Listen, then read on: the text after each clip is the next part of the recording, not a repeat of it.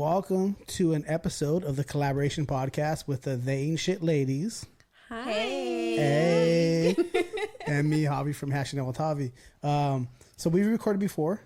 We're back. Yes. And we're back. And I am ecstatic to have you girls back. Oh. I really am. I think we've been talking about recording again since literally like we left the last time. Yeah. Because you put that podcast out pretty quickly. We never did.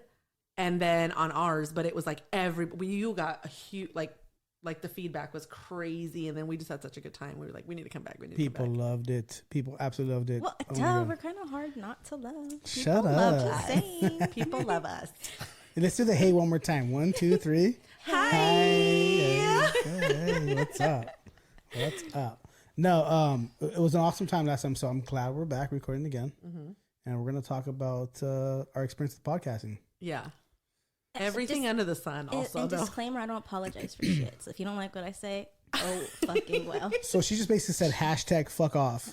If you don't like what she said. If you don't like me, then don't listen to me again.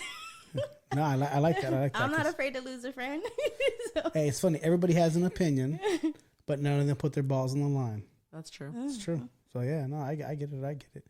So podcasting, I think you guys started before me. Yes, we did. We started in like end of June 2020. Ooh, boy. So you guys are keeping people kind of captivating an audience during the Rona. Officially, we have a season 2. No big deal. Yeah. You know, Oh, shit. Season 2. Sex in the City. Here we come.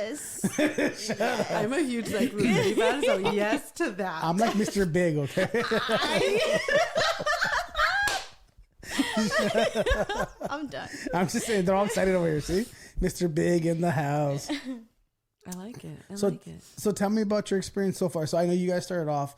Tell me why you guys did a podcast to begin with, and then kind of how it evolved from there.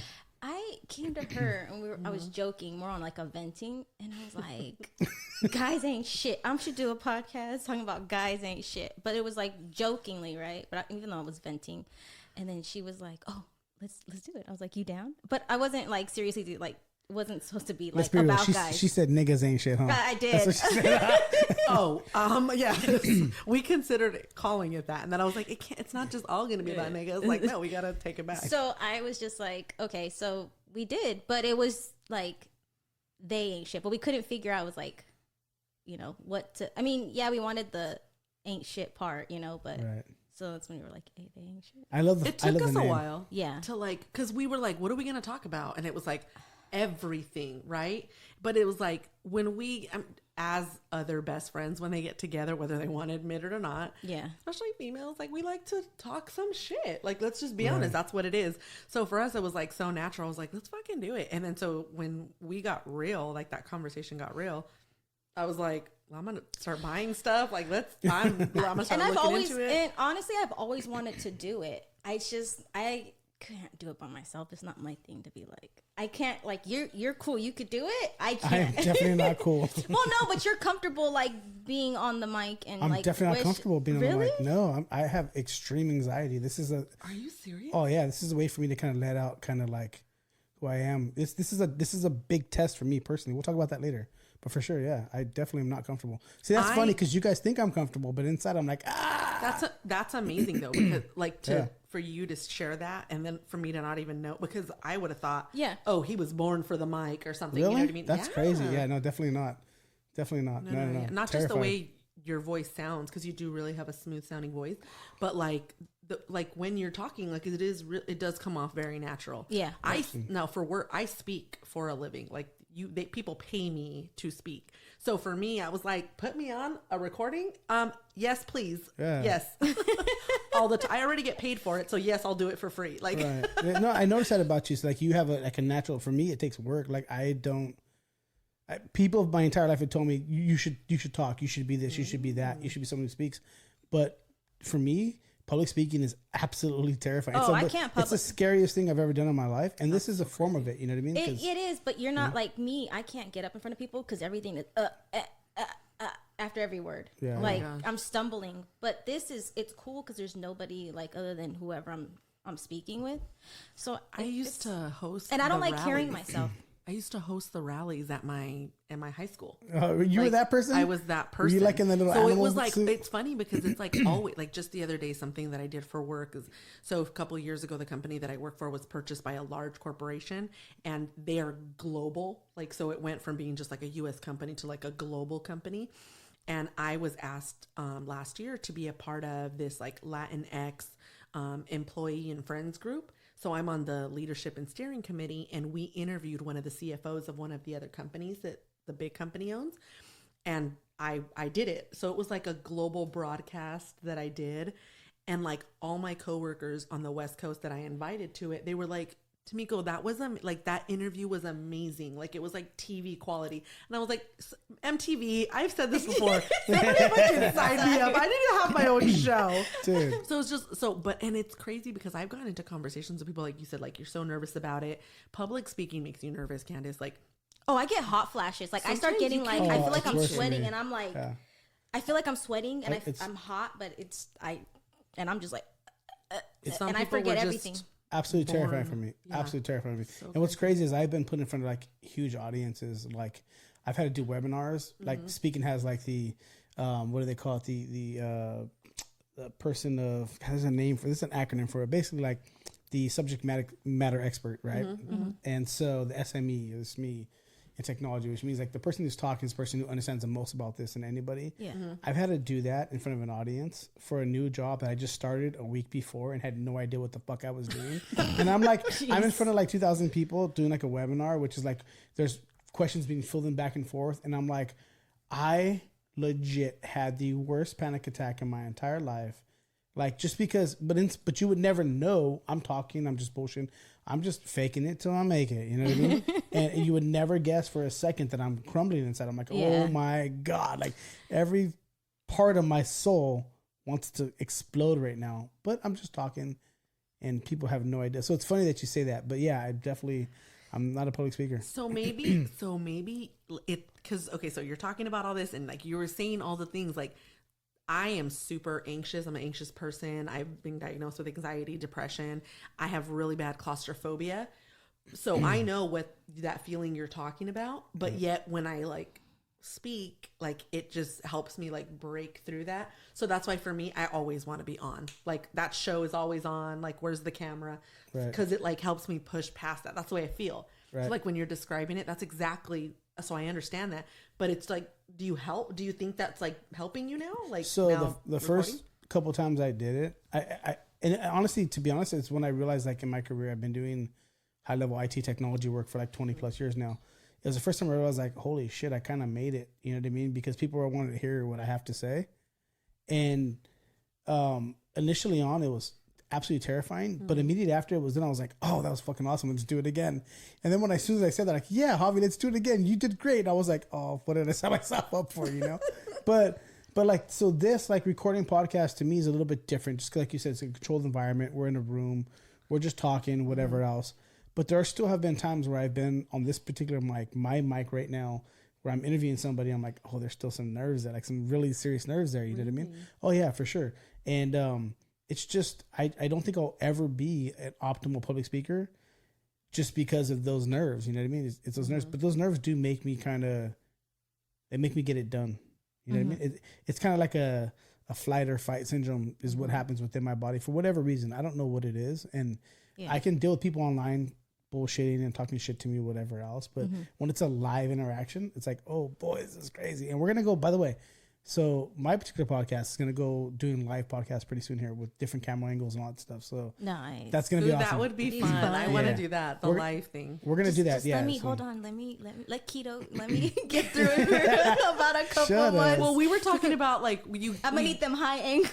Javi has like a studio now. So we get into this room, a studio, and we're bullshitting like haven't hit record yet, and we were like, we shouldn't be recording for all these sound bites because there's all this funny shit happening as soon as we get on. You know what I mean? And the stuff we're saying. Yeah, so the live would be probably super fun. Yeah, we're gonna get live with different camera angles. It's gonna be amazing. Actually, you know what? Let's do this. We'll have you guys be the first guest because I think it would be when we get the live going. We'll call it Going Live Ain't Shit. It'll be popping, and we're gonna call it "Bitches We Made It" and you ain't shit. You know what I mean? When we get no, honestly, it'll be cool. We'll have the mixer and we'll have like different camera angles, and whoever's talking, the angle will be on them. It'll be awesome. I think it'll be fun. So we're gonna make that happen, and I think you guys should be the very first guests because it'll be awesome. I think going back to about podcasts, like I think for us, since we started, it was always just something that was really fun. I think just up until very recently, like my own experience with it, like with me and Candace, up until very recently, our schedules got really hectic where it was honestly hard to just like, hey, even with you, like we were talking about coming, I was like, I gotta check with Candace and her schedule and my schedule, and now she lives a little further now, and you know what I mean, and you're far as it is, so it's just kind of like, oh my God. But it's been fun, like just something to like, whatever the topic is. Like there's days where we do take notes. Like our process is a little different from like when we've talked with you. We prepare, we have a topic, we're going into it, that recording with that topic in mind. A lot of the times either we come with notes ready or we have a time where we're prepping before we record to go over our notes together. So it's just been fun. Like I don't think there's been one that I'm like dreading. The one we just recorded, and it's not going to go out and it flows because we like, it's just like being like if we were hanging out partying or just hanging out, two homegirls hanging out, and we're just talking, us, you know what I mean? And it's like the mic isn't even there, so that's cool. Yeah. Well, no, that's I always told you girls, like I like to keep it super organic, you know, I mean, just conversation, just kind of bullshit, and that's kind of what we're doing today. I mean, just 3 homegirls. I'm a homegirl now, hanging out, having conversation. You know hey, what girl, I mean? you look like you lost weight. Hey, it's that keto diet. It's that keto diet.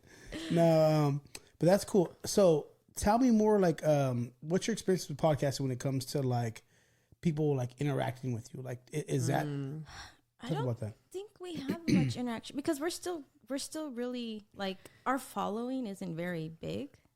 So I don't think we have as much interaction as. But also, if you've gotten a message from anybody on our Instagram, it's probably from me. Yeah. So you know, you're talking to Tamiko, probably not Candace, just because of our work schedules. Like I'll get on it. That's when people are messaging us, and then Candace works at night. So and I'm asleep. It's a little different, and I drive for a living. So that's wild because I would think you guys. Honestly, anyone who's listening, if you haven't heard this podcast, you have to. And I would say every female follower and even male followers on mine who listen to it, like, I'm a fan. Immediately, like, I'm a fucking fan. Like, these girls are awesome. So we did get a huge following from the last time you published the recording of us, the episode that we did together.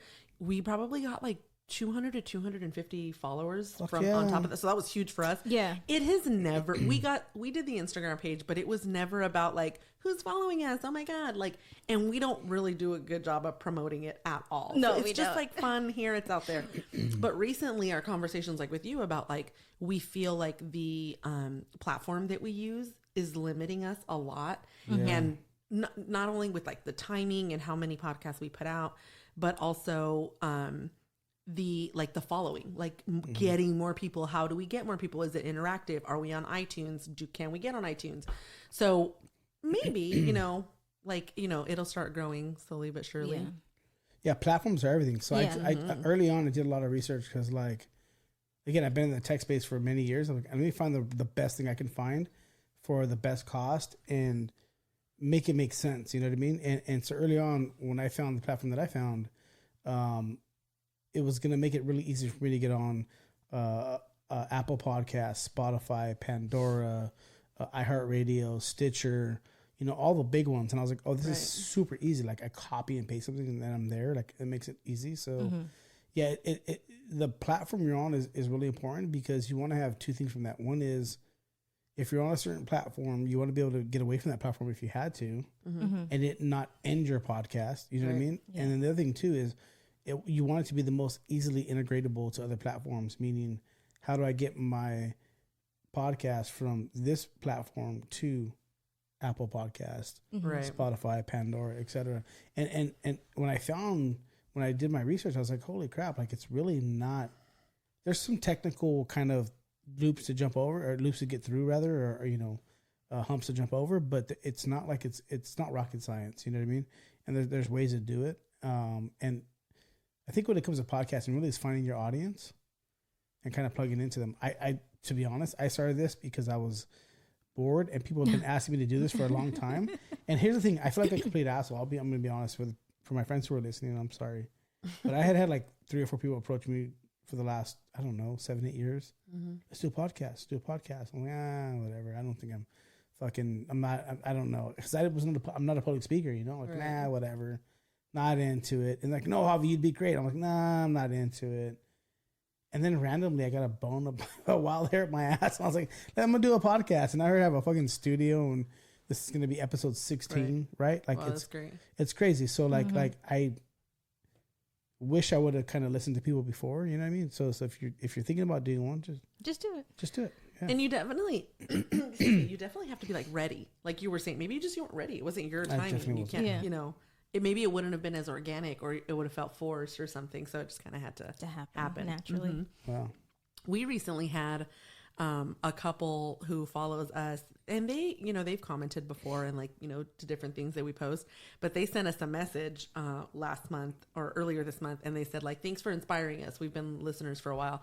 And I was like, what? We inspired you to start your own podcast? And they're a couple. And then I asked them, tell us everything. And now I hope we can have them on, and so we can talk about that, because that's crazy. Dope. That we inspired somebody. I mean, I inspire people all the time, but us together, because we're different. Such influencers now. Instagram, give me my blue check. Yeah, give them. Hey, please make them official. Please just sign them off. No, it's crazy though, because a lot of people do talk a lot of shit about people on social media, and I'm gonna say this just very kind of succinctly and frankly. I used to be one of those people. I used to be one of those people who'd be like, "Oh, this fucking fool thinks he's on Instagram or whatever." And while I am nothing on Instagram, I can tell you this: I get messages daily thanking me for making people laugh. Daily for saying I was having a rough day. Thank you for making my day better. Hey, this was 2 days ago. My mom died, and I was in a really shitty place for 48 hours. And I put up your Instagram, and you made me fucking laugh, and I spit up my coffee on myself. Thank you.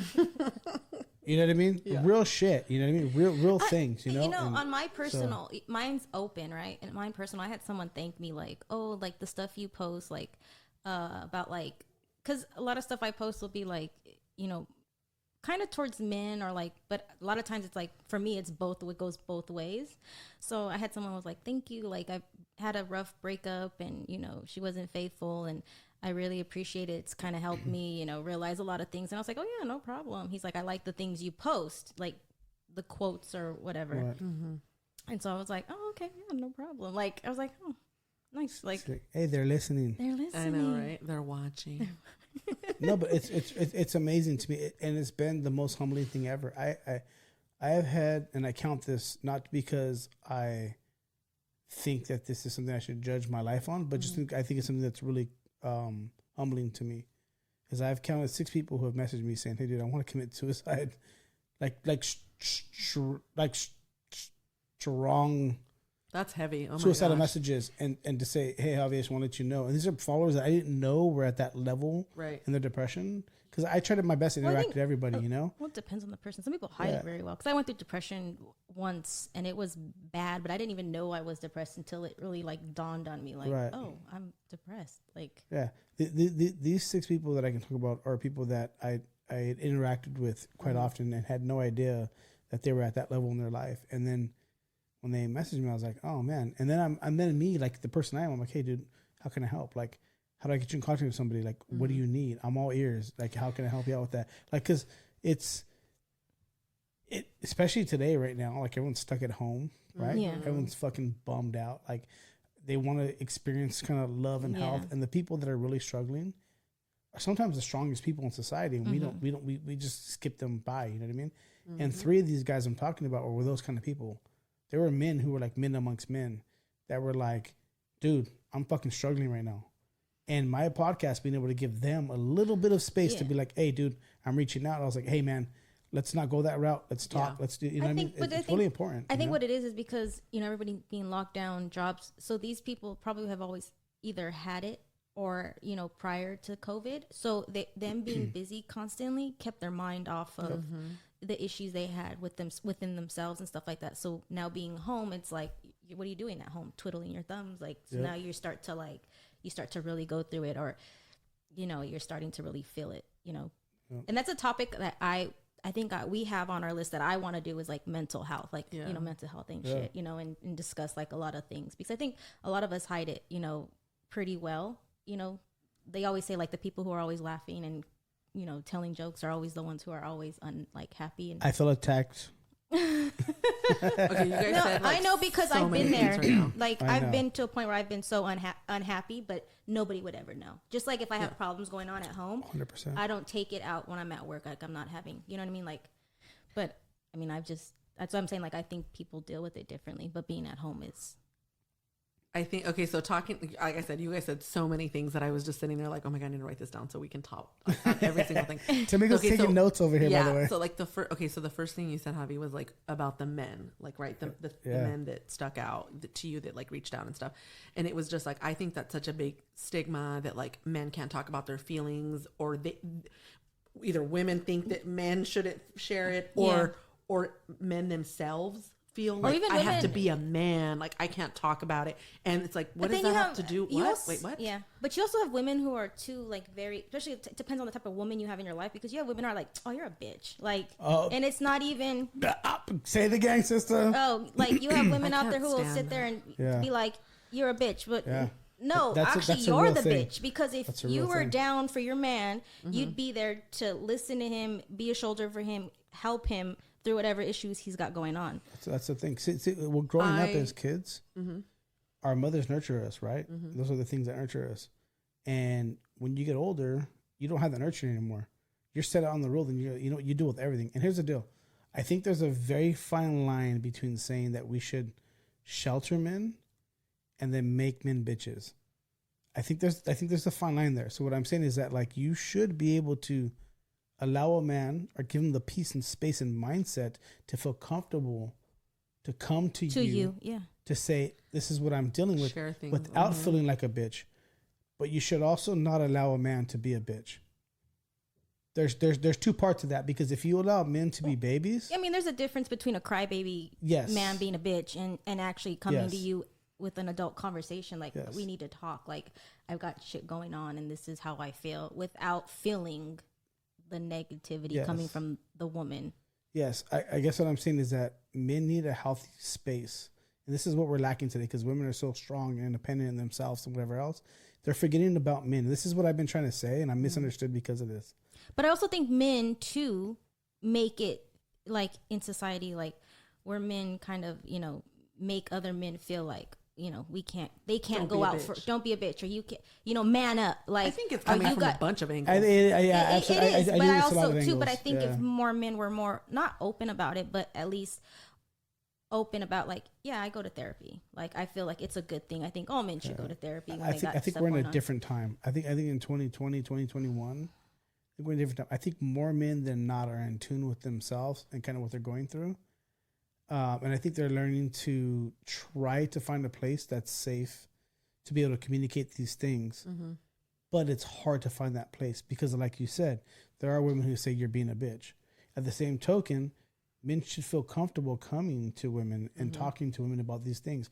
But it's hard to find that safe place. I've never, I've maybe met one woman in my entire life where I was like, I felt comfortable opening up to me, like, these are all the things about me that make me me, you know, without her judging me. So that's the biggest thing, right? So women love to talk about don't judge me, don't judge me, don't judge me, but they fucking love to judge themselves. Oh yeah. Yep. I think again, you guys said a lot of things. I know somebody. It was an acquaintance of mine who has a son, and this was years ago when he was little, and I remember he was playing with a group of kids, little boys and little girls. And it was like friends together with their kids, right? And he cried. And I don't even remember the reason why he cried, whether he got hurt, he fell, whatever. And he wasn't toddler, but he also wasn't like a big kid. He was like right in the middle. And I remember she said to him, like, little boys don't cry. Like, basically, like, if it was an adult, she would have been like, stop being a bitch. That's what I felt she was saying to her son, like, stop being a bitch. You know what I mean? And I was like, not knowing what you're fucking talking about, like, did you just call your son a little bitch? Like, I was like, are you kidding me right now? Like, because I didn't feel, again, that he was being a little bitch, you know what I mean? Crying about nothing. No, something happened where he had emotions and he cried for whatever reason. He came to his mom and she reacted that way. And I was like, you are starting this all wrong, because that little boy is going to have a lot of issues when he grows up. I have a different perspective on that though. Mm-hmm. I think in that moment in his life, I think that's okay. You think so? Yeah, absolutely. Because see, I think the thing that women miss when it comes to men is the different areas of their life as they're growing up that matter to make them into men, successful men that are the providers, not provider. Well, I can't say it because it's 2021, but men who want to take care of their families, who want to be strong people for their families and support their families and protect their families. I think between the ages of like, born until like 4 or 5, 6, 7 years old, young boys are to be loved and cared about and respected and held and coddled and taught that like love is a thing. Mm-hmm. But then after a certain age, they need to be taught how to be men, how to be protectors, how to be providers, how to be the people in society who are going to go out there. If there's a war that pops off today, what generation do we have that can fight a war today? You want to know why? Do you want to know why we're creating robots and all this other shit? It's because we don't have men that are going to fight a war for us today. That's why we're fucking doing it. And men are overpopulated by women by like, what is it, a 1 to 3 or something? Yeah, like exactly. So my point is that like you have to, if you look at the kids that are badass fucking kids, if you look at Khabib Nurmagomedov, I'm fucking his name up, but he's from the UFC, okay? Fighter. Mm-hmm. If you look at him, he's the man amongst men. He's the most humble man amongst men. He's a Muslim guy. He's super religious, but if you look at him when he fights, he doesn't go out there and talk shit to people. He goes out there and he's the baddest motherfucker ever to walk in that ring.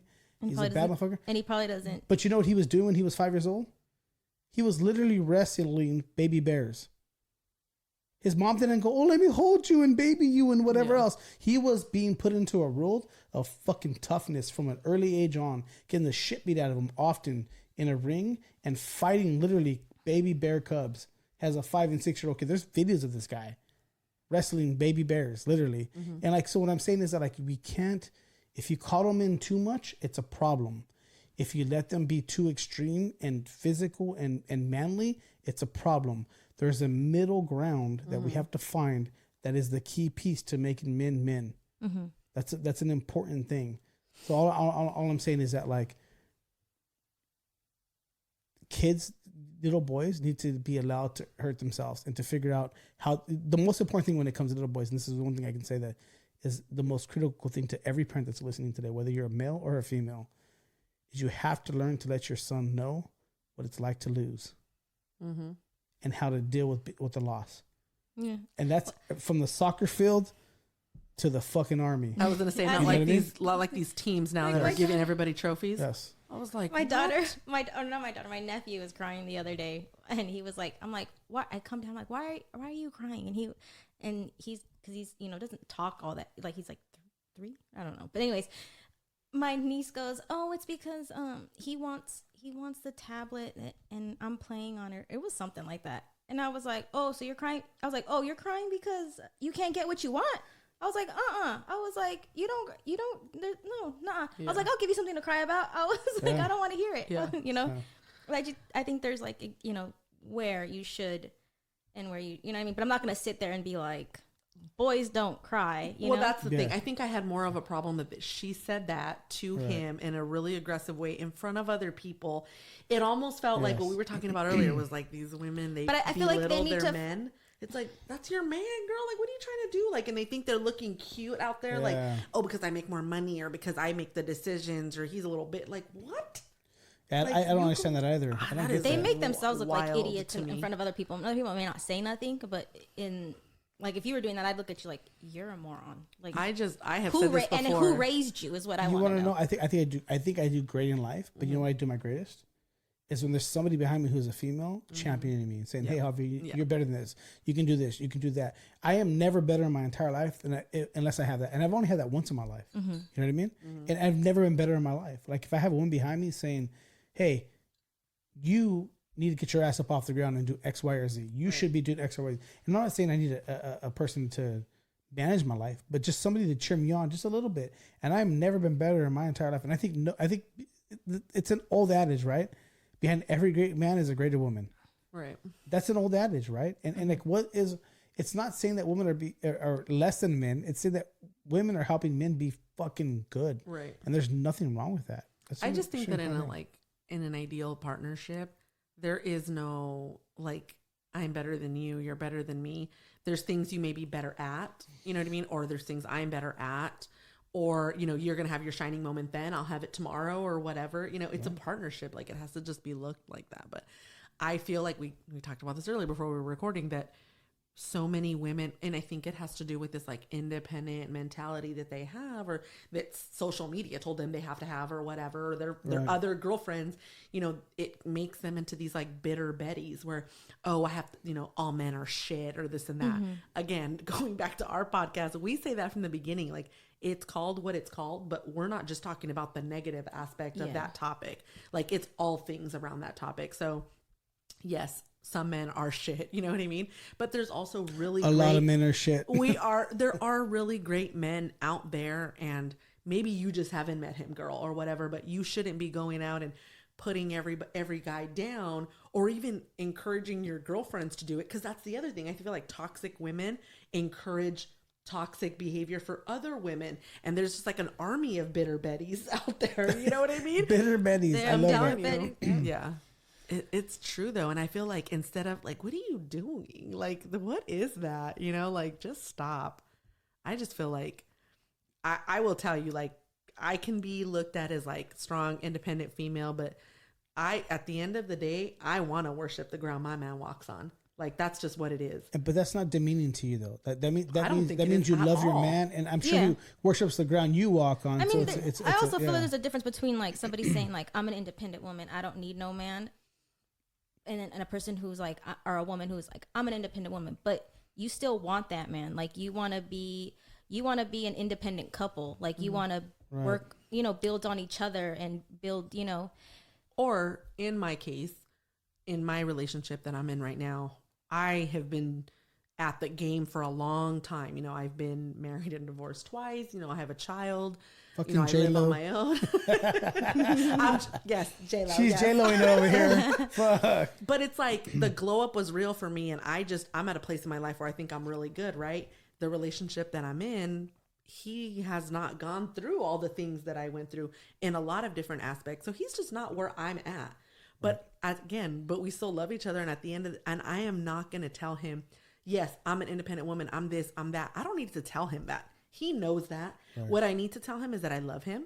What I need to tell him is that I want him. Amen. I choose him every day. Mm-hmm. That's what you need to tell him. You don't need to, these women don't need to throw that shit in their man's face. And that's where they make their men insecure. Yes. That's where they make their sister. Hold on. Amen. Preach. Fucking preach. Here's you ladies seriously are preaching to my soul, because I as a man, when I say this kind of stuff, I say it wrongly, or from the wrong perspective potentially, or like sometimes I don't come off right. But this is all I've been trying to say for many years now. Like, it is 100% absolutely amazing that women are what I would call quote unquote independent. Mm-hmm. But again, if you pay your bills, whatever, that's one thing, right? But it doesn't mean that you don't want the support and love and caring from what I would call your six, or looking back, like, it's an army term, right? Like, get my six, right? Who's got my back, right? Like that's the most important thing. Like things, putting successfulness or tying that to things, to me, is not what it's about. Absolutely. I agree with you 100%. Tying it to who has my back, who loves me, who cares about me, who's going to be there when I get in a car wreck and has to wipe my ass for 6 months so that I get back on my feet. Who loves me like that? Or how about the things that you really need in life don't cost anything? Exactly. That's exactly that. Somebody put that on a sweater and then ship it to us. Let me know. It's out there already. But what I'm saying is like that. These are very. Here's the thing though. It's 2021 and has evolved as we think we are, and as independent and as women think they are, and as badass as these guys are wearing fucking gay Aladdin loafers think they are. Yeah, you guys seen these guys? I did see your. Hey, I'm not gonna even lie. I like them, but anyways, I'm not gonna lie. I like that. That's so fucking weird, dude. We have a buddy of ours. I'm closer to him than Candace is, but we grew up with him. And we've talked about him before on the podcast. He got married last year. He wore some of those in his wedding. And he is like the manliest man I know. And he was looking, but again, he was in a tux. Like, you know what I mean? Still on weird. his wedding day. You know what I mean? Still weird. As weird as all these things are. Yeah. Like, the most important thing is the person who's next to you and how much they are really going to love you in your times in need. Yeah. It's not about money. It's not about things. I watched my parents go through extremely volatile times in their lives, from having everything to losing everything, to going back to having everything again. And it wasn't in their life that they realized who really loved me until they lost everything. Yeah. So all these, for some reason in today's society, and it's not just women, I see it in women more because I have a lot of women followers, but it's not just women. But what I see is, how do I feel good about myself? How do I feel good about the things that I can obtain? How do I feel good about the things that I can get? How much shit can I get?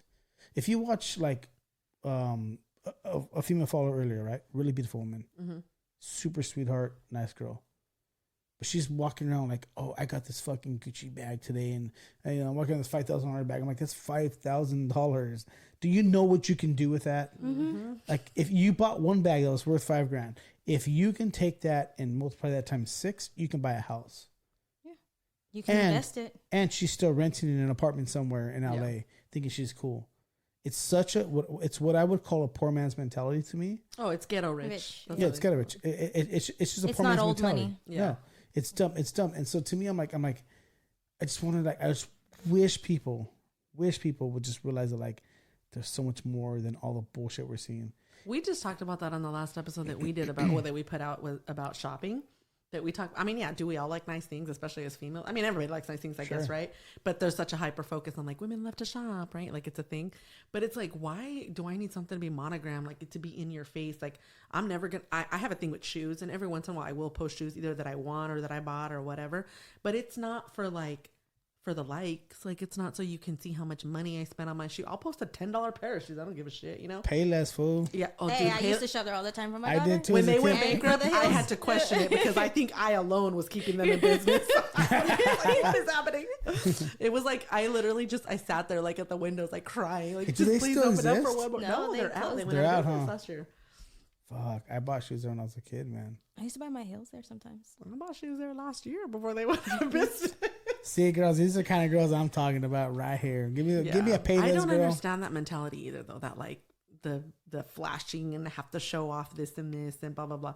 We talked about that on our social media episode. It's like that shit, putting that shit out there. A lot of the time, it's fake. It's not what you really have or what you really like. It's all like, again, they just want to show off, or they want to show people that they think they're happy. No, what makes me happy is the shit I'm not posting they have within on social themselves. Media. Yeah, and most of them are really broke and not doing that great. That's the crazy thing is I see people doing that. I'm like, damn, really? You're posting all that shit for all that, whatever it's gonna look like, and you still rent. You're living in your mom's basement, whatever it may be. I'm like, man, we're living in weird times. We're living in weird times. Social media is weird. But back to podcasting. So has your experience been like, you guys put stuff out there, right? Because you put a lot of your life out there. Like me, You're pretty private. I've actually put my guts on this thing, man. If you really listen to the podcast, well, you've started to like give more, but at first you were pretty.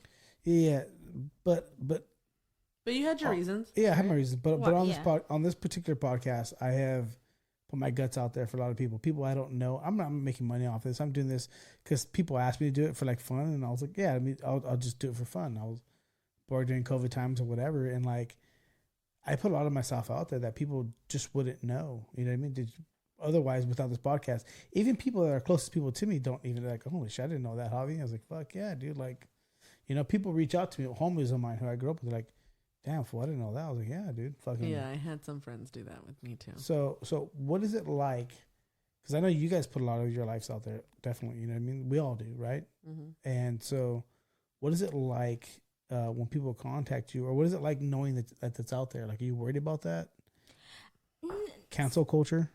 See, I'm not even worried about that because I don't give a shit. So anyways. Because she's got a big old booty, guys. That's why. She ain't even tripping. She's like, the booty's going to carry me through all like, this. For me, even my Instagram is open, right? Tanico's laughing off fucking mic. But the booty's going to carry her through all this. So I just think got the complexion for the connection. We already solved that problem. I'm just saying. I'm done. So anyways. All right, keep going. So anyways, like for me, like my profile is public, and like I would have people like, oh, you put all your stuff, all your business, da da da. But that's really not my life. That's why I feel like social media isn't like, I don't believe what people post. Like I don't, because to me that's not their real lives. Like for me, you don't really know me personally. Even family, because I've had family tell my, like they run, because you know family runs to other family members, and like they've like, oh, Candace is always hanging out with young people. But first of all, even though we're family, they're not young. They're my age. I'm sorry, we look younger than you and you're in your mid-20s. Like, do you get what I'm like?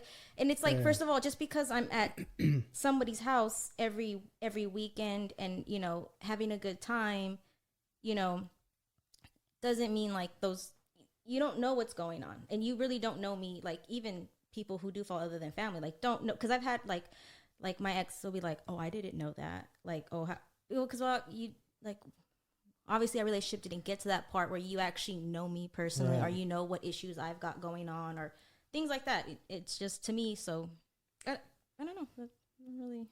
I was a little worried because my stuff has never been public. I've always been really private. But I think I also control a lot of what I say. You know what I mean? I told you right before, there's only like really one topic that I'm not comfortable talking about. Let's talk about that.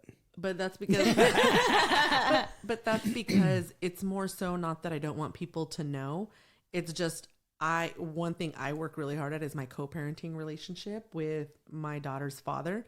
And out of respect, like we have our own like co-parenting life. Like I'm not putting that business out there. You know what I mean? I will talk about the stuff that's related to my daughter that I feel okay to share with. And even then, if I feel like it's kind of risky, like I'll talk to him about it. But that's really the only thing. Like that past relationship, romantic relationship, I don't need to bring it up. You know what I mean? Because that had now ended and we carry our co-parenting relationship, and that is the most important thing. You know what I mean? So I never want to disrespect. And plus that's between us. That happened between us. So it's not really, you know, I don't want to. But it's still happening. You guys have like an amazing relationship. Like, yeah, we have a really. It's pretty cool. Yeah, watching the kind of stuff I know about you guys so far has been amazing. Our daughters are close. It's to the point now that she brings her daughter over and leaves her at his house, and he's there with our daughters together because our daughters get along. God, what a dude, man! The guy must have like a 12-inch dick. I mean, he must be like the man of all men. I'm guessing because like he seems like a really secure dude. I mean, he contacted me like when we're doing with the mask, right. Mm-hmm. You know, and the helmet stuff, and he seems just like a really nice dude. Like he just like, I figured this dude must have a 12-inch Amazon dick, and like. And women are just like, oh, it's cool, man. Fucking, it's great. I mean, he must just be like the nicest guy in the world. He's last week when we were recording, because we recorded a really long episode last week, so we were there all day. Yeah. And he was just like, I'm just gonna keep her. Like, tell Candace she can't have her back. And he was like, she's just my kid now, you know. And our daughters are a year apart, so they're of course like, yeah, you know. And I was like, oh god. So, but yeah, he's like an awesome dude. No, he is an awesome dude. I've talked to him personally, so yeah, he's an awesome dude. No, he's super cool. You scored. Yeah, so going back to the whole thing, like how she keeps things private, where me, even though like some things I don't keep private, but at the same time, like I don't give a shit. Like if you don't like me and you don't like what I do or what I post, unfollow me. Or if you don't like what I have to say, oh well, like don't listen to me. Like I'm not afraid for you to unfollow. Like I've had cousins unfollow me. Okay, and you're still not paying my bills. I am only pretty protective about the relationship with my daughter and her dad, you know, her dad and his wife, like our co-parenting relationship with all of us. Other than that, I'll talk about anything. I don't really care. Like I'll talk about my relationship. A lot of people don't. The people who know who my boyfriend is, he's on nowhere on like social media or anything. So it's not like he's like, hey, somebody heard me on your podcast or whatever. It's not like that at all. So she's lucky, right? She's like, I can do whatever the fuck I want. No, it's weird because that's another thing that like, it's one of the questions that like one of your followers sent into us, but about like relationships and social media, and we talked about it a little bit. At the time, my relationship was still kind of new. Now we've been together for more than a year, but we don't follow each other on social media. Mind you, he never posts anything, so it doesn't even matter. He's one of those guys. But it was just to the point where it was just have it. It was just like, what do I need to follow you for? Like, what I see you almost every day. Like, what does that have to do with anything? And that's the thing, because I think that's like funny. Social media, like, seriously can like ruin relationships if you let it. Oh yeah, if you let it, I think. And I've had that. I've had that issue. If both people are involved, for sure. Like here's my experience with social media, because I have like this, you know, Instagram profile, whatever. Like, women will come to me like, "Oh my god, fucking Javi, you're so cute," and blah blah blah, and then you'll hang out with them, whatever. You'll talk to them or whatever, and then as soon as they catch feelings, it's like, "Fuck you, all these bitches like you." I'm like, "That's how you fucking met me." Like, I don't.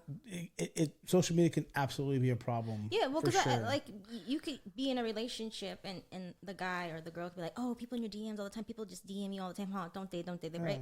But the thing is whether they do or don't, it's whether you entertain it. Right. Oh, that's exactly what I was just gonna say. I was gonna get into that. Just like, and also too, like when you post, like a woman posts a picture, right? Like mine's public, so anybody can like it, anybody can comment, and even if they do follow me and mine was private, anybody who's already following me can comment. You can't control that other than deleting it, right? But the thing is am I entertaining it? Am I like, and I'm the type of person where I used to be like, "Oh, thank you," like, "Oh, you look good," or "You look beautiful," or whatever. I used to be the one that, "Oh, thank you," and it used to be a problem, in past relationships, where now it's just like, well, you know what? I just hit the like button, and that's about as far as I'm gonna go, because I'm not. Hey, but you're still liking some shit. That still gives a man. Yeah, I get it, but it's because I don't want to be disrespectful and be like, "Oh, this conceited ass bitch." You know what I mean? So I like it, because before I used to be like, "Oh, thank you," and that's it. And sometimes even when like I'm gonna say fuck those guys, because if you're my girl, I'm like, don't be fucking telling that for you like this fucking compliment. If that's just me, so though. like, okay, so let's go back. Right. Let's get into that. But though. I feel That's like liking something, like just liking the comment, to me is my way of saying like thank you. Other than like, not because I'm not trying to hold a conversation with them. So if you had a man who's a good-looking guy, because you're a good-looking woman, and some good-looking woman came in his DMs, I was like, "You're cute," and he liked that. Would you be okay with that? No. No, I would. No. That's my point. No, I mean, like, no, I would be fine if he was entertaining it. No, I wouldn't. But if he likes it or he says thank you, that's fine. But then if she like tries to have a conversation, he says thank you to a woman who's attractive. No, I don't have a problem with it. Just like I've been in relationships where they've put heart eyes or I think you would get tired of that though. I think you get tired. Maybe out of experience of a guy who has like just. But also too, I'm not like. I've been in a relationship where they go looking for every comment or I'm not like that, to go on all your pictures and like, "Oh, this bitch is liking all your pictures, hard eyeing all your pictures," and you're. But a lot of women be doing that. I don't. But see, I don't do it, or I don't go like I'm not. Unless it happened to come on my timeline, your picture happened to come on my timeline and I see it. Yeah, I'm a double tap and keep scrolling. But I'm not also gonna go on your profile. I'm gonna put it to the test. You just gotta have a crush on me for a week. Let's make this happen. I don't think I'm a. What did you say? You're not one for the way. I'm gonna put you on the test. No, but you're not my type, because I don't got the complexion for the connection. Yeah, you know. See, there you go. She likes them brothers. You know what I mean? I think I would. I think if like you and I were talking, Javi, like let's say I met you through your page and like we were talking and let's hang out or whatever, I would probably put it out to let you know right away. Like, look, I know this is the way I met you, but I am a little insecure about maybe some of the girls. So like, just be real with me. Like, it is what it is. And at that point, once I said my piece, then that's it. It's been covered at that point. But like there was something that went viral a few weeks ago for Valentine's Day. You might have reposted. I don't know if you did. I know another meme dealer that I follow did. And it was a TikTok that a woman did, like, "Oh, so I went and printed all the pictures that her husband liked on like TikTok or Facebook or Instagram or whatever," and she put it on a cake or something, and then she like delivered it to him, and he was like, "What the fuck is this?" And, "Oh, these are all the pictures that you liked, honey, of all the other girls," and blah blah blah. And I was like, "That, first of all, toxica shit. Like, what? Toxica shit." I showed my boyfriend and we laughed, and he was just like, "Oh, babe, there's not a cake big enough for all that." Because that's what we like it all he follows are like celebrities or Instagram models or whatever, like the little thotties. But it's like he's not out there like messaging them. Tamiko, like, do you have a sister or a cousin? Because I need one of those in my life. Because I would never get in trouble. You know what I mean? Well, there's too much focus on my man. He's with me all the, like. My whole thing is like I come home to you, you come home to me. Like, yeah, I'm fucking dead over here. I'm not. I need that in my life. Okay, there's a toxica out there who can let me like it. Pictures. Please hit me up, please. Dude, I will sit there and be like, "Did you see this girl's tits? Like, I'm the same way." But I like that in public. Like, damn, you see? Look at her ass. Yeah. Like, That's me. Yeah. No, I'll be checking out more girls than he is. I'm fucking dead. And I'll say some shit like, "You don't even know what to do with that. Let me show you." Like, I'll put some shit I would say. You're like, "Fool, that shit ain't even deep enough." No, No, we have a joke now. It's like a joke now about, I don't even know how it started. One of the times that we were all hanging out about, so because Candace is single, like, oh, we're in a throuple. Oh, like, yeah. So we're in a because we're talking about being a fifth wheel. I've always been the third wheel, the fifth wheel, the seventh wheel, the ninth wheel. So now he's in on the joke. And so like, and he'll make little comments. Like the other day when we were recording, he was like, oh, my girl's podcast, that ain't shit. And I was like, oh my God. Oh, it's because we were talking about going up for, it was Valentine's, the things we wanted to do, but she wanted to do it as a couple, but everything is like couples, like multiple couples. And I was like, I want to go. And she was like, couples, bitch. And I was like, I'm with you guys. Like, don't even trip, it's the three of us. And so she would send me stuff like, hey, let our boyfriend know this is what I want for Valentine's Day. I was like, get the fuck out of here. Like, you guys are stupid. That's funny. But no, but see, that's why I like talking to you girls. Because I feel like when I talk to you, there's such a level-headedness that I don't get that often, to be honest. So you girls are fucking dope. And that's why your podcast is super dope. Like, I think when I first listened to it, I don't remember how we met. It was online somehow. And the first podcast I listened to, I was like, dude, these girls, their mindset is super dope. Like, super dope. Because it resonates not just to, like, men like me, right? Mm-hmm. Like, single men who are fucking doing their thing. But it resonates to women, to just, like, everybody. Like, it's just, people can really grasp on to what you guys talk about. Like, everything. Like, your topics are hilarious and serious. And you guys dig deep into them. And it's really fucking cool. Like, to me, I have you guys, like, I'm subscribed to you guys. Like, I listen to every podcast. And usually it comes on like Monday mornings, I think. And I'm like, I'm in the shower fucking naked. I'm going, these fucking bitches. I'm like, God damn it. Like, we'll have to do a shout out to like Monday morning, having in the shower. And you know what's funny? Is I've had a cameo on like a bunch of your podcasts. Dude, it'll come up all the time. And then we've even made the joke like, oh, we're going to pay you to do our marketing. Yeah. You just market us so much. It's so cool. I want to go back to like how you were talking about like the whole Instagram and it being a problem. But see, one thing I want women to understand is, and this is how I think, is there's always gonna be somebody better looking than you. Oh yeah. You know, it doesn't matter. And guys look just like women look. Women can say like, oh, I don't look, but if a man's attractive, he's attractive. Doesn't mean I am attracted to him in that sense where I want him when I'm with somebody. Or I'm gonna go do something. Or I'm gonna go do something when I'm with that person. Does it mean that if you could though, would you? No. Well, are you kidding me? I've never cheated. Hold on. I got different conflicting views here right now. See, this is what this is a conversation. Oh, you're talking if more I like, was in a committed relationship and I lived with my man, my man and I don't live together, but if I lived with him and Drake knocked on my front door, I'd be like, move your shit, get out. I gotta entertain this Toronto nigga real quick. See, this is why I love you, Tamiko, because this is the realm of society today. When I talk about things, I talk about things in a very extreme sense a lot of times. When a woman is like, oh, I like Drake's picture because whatever, it's Drake. And I'm like, yeah, but if I liked fucking Salma Hayek's picture, you get mad at it? She's like, yeah, I get mad at it. I'm like, well, let's do the difference. The difference is you're probably upset because you know you would fuck I could fuck her, that I would fuck her. Right. And I know that you could fuck Drake, you would fuck Drake. But you're not. But a lot of people are not willing to say that. Right. So to me, when a woman is like, you can like whatever pictures you want, or you want to do whatever. Like to me, it's just saying like you're attracted. In other words, why make it public that you would fuck somebody if you could? That's the way I look at it. Yeah, I guess. So my mentality about that is, I'm brutally honest, sometimes to a fault. You know what I mean? Like where it's like it hurts me more than it helps me.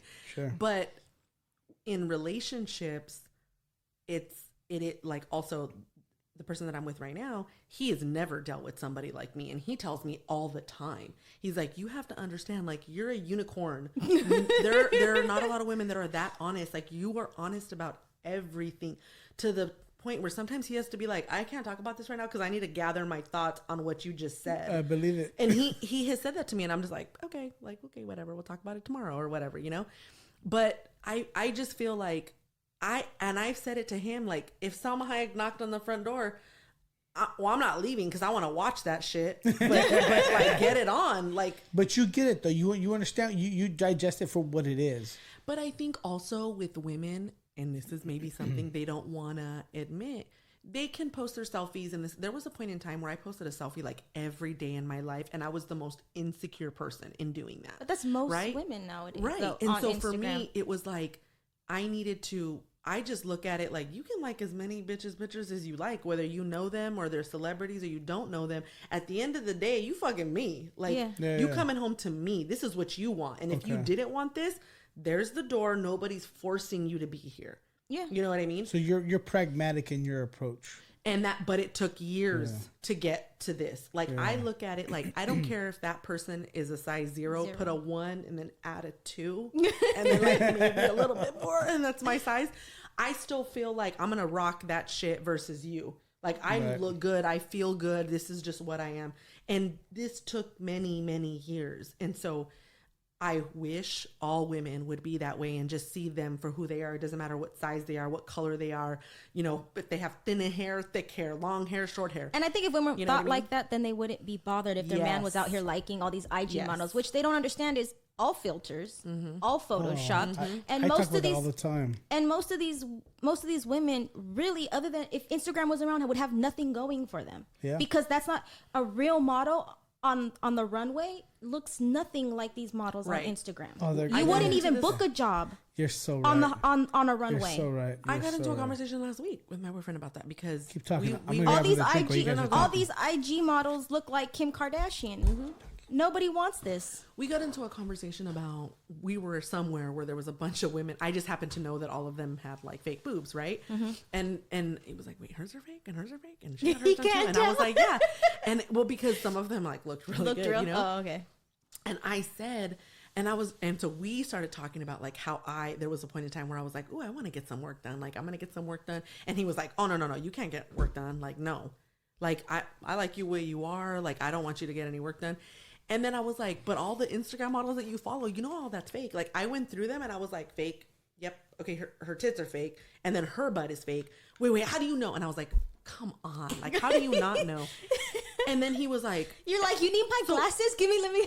So it's just like, it's like this mentality, like even with guys, like, oh, that's like big boobs, you know, small waist, big butt. Yeah, that's hot, you know, but is it real? Well, like have you seen those memes? Have you seen those memes where it's like you'll see these women who are on Instagram, influencers, they want to be called or whatever, right?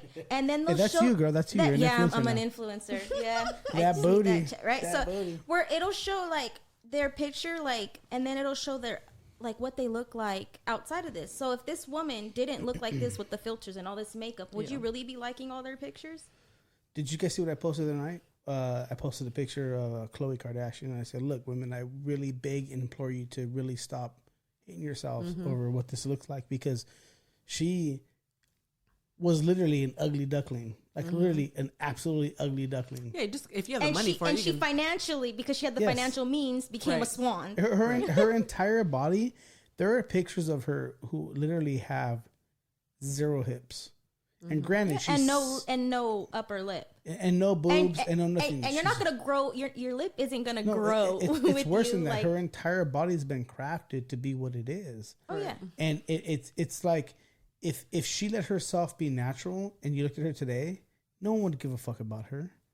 But the reality is who she's been crafted to be. Like at the end of the day, let's stop fucking tagging her as being like this super hot, amazing, fucking super sexual idea of what societal norms are today for women. And let's tag her fucking doctor, because her doctor is the fucking magician. Right. Yeah. Legit. Yeah. Like, and literally, I implore all you women out there who are upset with your body today to look at the before and after of Khloe Kardashian's pictures. Right. No, it's not Khloe. It's all of them.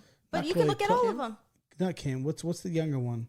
The one who Kylie. Kylie. Oh. Kylie, not Khloe. But that just goes for all of them. Though. If you look at, seriously, ladies, if you're feeling bad about yourselves, stop and do me a favor and Google before and after Kylie, and it will blow your fucking mind that she looked like an ugly duckling with no hips, no booty, no body, no lips. Her lips were she had 0 lips. She had nothing. If you look at what she's posting today, and here's the thing, I posted a meme the other day that said, something about if these cunts didn't do something for whatever society, women would feel about themselves. We're like, why did you call her a cunt? I'm like, because she's a fucking cunt. She's an absolute fucking cunt. And if you're upset about that, I'm sorry, but she's a fucking cunt. She's a cunt for making women feel bad for so many fucking years. She's a cunt for making all this money for being nobody. Yeah. She's an absolute fucking cunt. And if you're upset about that, I'm sorry. But when somebody who was absolutely unrealistic and is forcing an image onto women. But you can't, you know what though? You can't even blame her though. You know why? Why can't I? Because there's women before her were already making her feel that way, that she needed to do that. No, her sisters were the first ones who made. But that's what I'm saying. Society feel that way. That's who. She's still a cunt. If you're a billionaire, because but she's in her not head, stupid. but in her head, yeah, she's not stupid. But in her head, that's what I need to do. An image to make money. Yeah, and she's putting that pressure on other women, which makes her a fucking cunt. She made $1 billion off of women's insecurities. She's a fucking cunt. And that's the way I look at it. And I'm sorry. I feel like they don't understand, like anybody who's getting work done that's like making money off of their image, like and having all that work done. It's not really their image. It's the image that was created after all the work they got done, right? Yeah. That's definitely a problem because they don't really see that the pressure that it's putting on the like people that don't have money, people that, you know, can't afford to get their, and they feel so insecure about that. Like the only reason why people think they look bad most of the time is because somebody told them or they saw something that made them feel, not because somebody actually came up to them and said, I have an issue with this. Right. Do you know what I mean? You're to this or whatever. So when I was online dating, yeah, it was really rough. She was on Plenty of Fish. I was not. I did not get on that one, but no, there was. I posted, like you post like a bunch of pictures right onto your profile, and I was really careful of the pictures I selected, and I would put like a casual pic, a dressed up pic, a face pic, a body pic, a sexy pic, a sexy pic, like not like nalga showing or anything. You know what I mean? But I would post those because I was afraid of like catfishing somebody. Like, I don't want to show up and them to be like, it's the real her. You know? I hear you. That's why they put those memes like you guys need to stop getting. I'm afraid of fatfishing somebody. You know what I mean? I'm a fat guy in real life. Memes where they get those memes where they're telling people like, women, stop getting work done because if we lose you, you're out here looking like Beyonce. When bitch, you been inside a milk cart, we'll never find you. You know what I mean? Yeah. So when I went out with this guy, he was just like, I think you're really pretty. Like, let's go out. We ended up meeting up for a drink, and he was freakishly tall. Like, he must have been like 6'7", which for me, I was like, climbing like a pole. Like, yeah. But then he was like really good looking guy, and he was like, I remember he complimented my outfit like so hard. He was like, I'm really into like what you're wearing, and we talked for like maybe like 40 minutes or so, and then he's like, you're really too short for me. And he's like, and I was like, what? Now I'm too short. Now you know how we feel. Now you know how we feel. Now I gotta put my height on these profiles. Like it was a thing though, because he was like, you're very smart. I'm into what you're saying, but I cannot get over how short you are. And I was like, first of all, yes, but secondly, you're really tall, so like there's that. You know, you haven't even seen my skills, like in totally climb a pole, like no big deal. But no, he was just like uninterested. So imagine all the men in this world who are like, they can't get shit because they're short. Think about that. That's one thing we have to talk about. We've talked about, you know, body positivity with women, talked about like women being independent, all this shit, but we never talked about short men who get fucked over. And there are short men get fucked over all the women post memes every fucking day about short men. I saw a they meme do not too long ago, maybe like a month ago or so, that said something about, oh, if your man isn't 5'9", that's your girlfriend. Yeah, exactly. What the fuck? Hey, so why is it okay to post that shit? No, it is not okay. But if I post, if you're 5'4", 190 pounds, you're a fat bitch. Yeah. Can you imagine if I posted that? Yeah, all the backlash. All the backlash you get. Yeah, that's what I'm saying. So like. No, it's not okay. It's insane. It's insane to me. Weird times. Yeah, no, it's not okay. And that's why I feel like if you're going to talk about, if you're going to dish it, you got to be able to take it. You know what I mean? Yeah. And also that's why it's like, again, we can talk some shit, but I'm also okay with somebody talking shit about me. I like that. That's what I love about you ladies. That's why when we started our podcast, the first episode we did was We Ain't Shit. We wanted to talk about ourselves because the mentality was, how dare us try to have a podcast where we put our shit out there, like our opinions and stuff. And we're talking about other people, topics, whatever, if we're not going to start with ourselves. Yep. I absolutely, that's the one thing. I swear to God, people, if you're listening, you guys gotta listen to this podcast because I really enjoy listening to it. I swear to God, I'll be naked in my shower every fucking morning listening to this shit, and it's fucking funny, man. I swear to God. The next time we record, I'll be like, well, because I get a shout out. I'll be listening to it on Monday morning. It's okay to think about having naked in the shower. He's definitely thinking about your ass. For sure. I'll be scrubbing my nalgas in the shower and I get a shout out like, hey, shout out to the shout out. Hey, you know, like it's awesome. But no, but it's so funny. But it's cool because you girls have a different kind of, not different. Here's the thing. I think all the stuff we talked about tonight, to be honest, when I talk to most women in my life, like totally agree with it. Totally agree with it.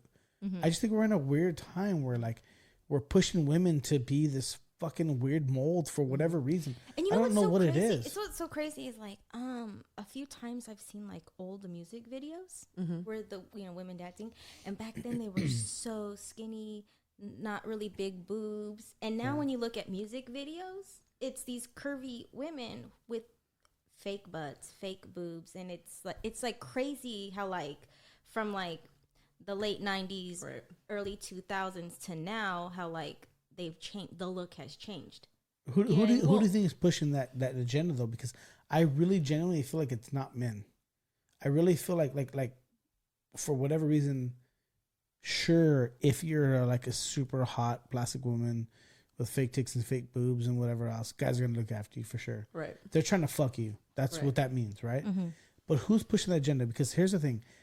I have talked about this often, that it makes me extremely sad that women feel they live up to any kind of standard that anybody puts on them. You know what I mean? Well, especially society. But hold on, let me finish. Okay. So who puts the pressure on women? Because I can tell you this: I've done multiple polls on this. I think it's other women, and it's never been men.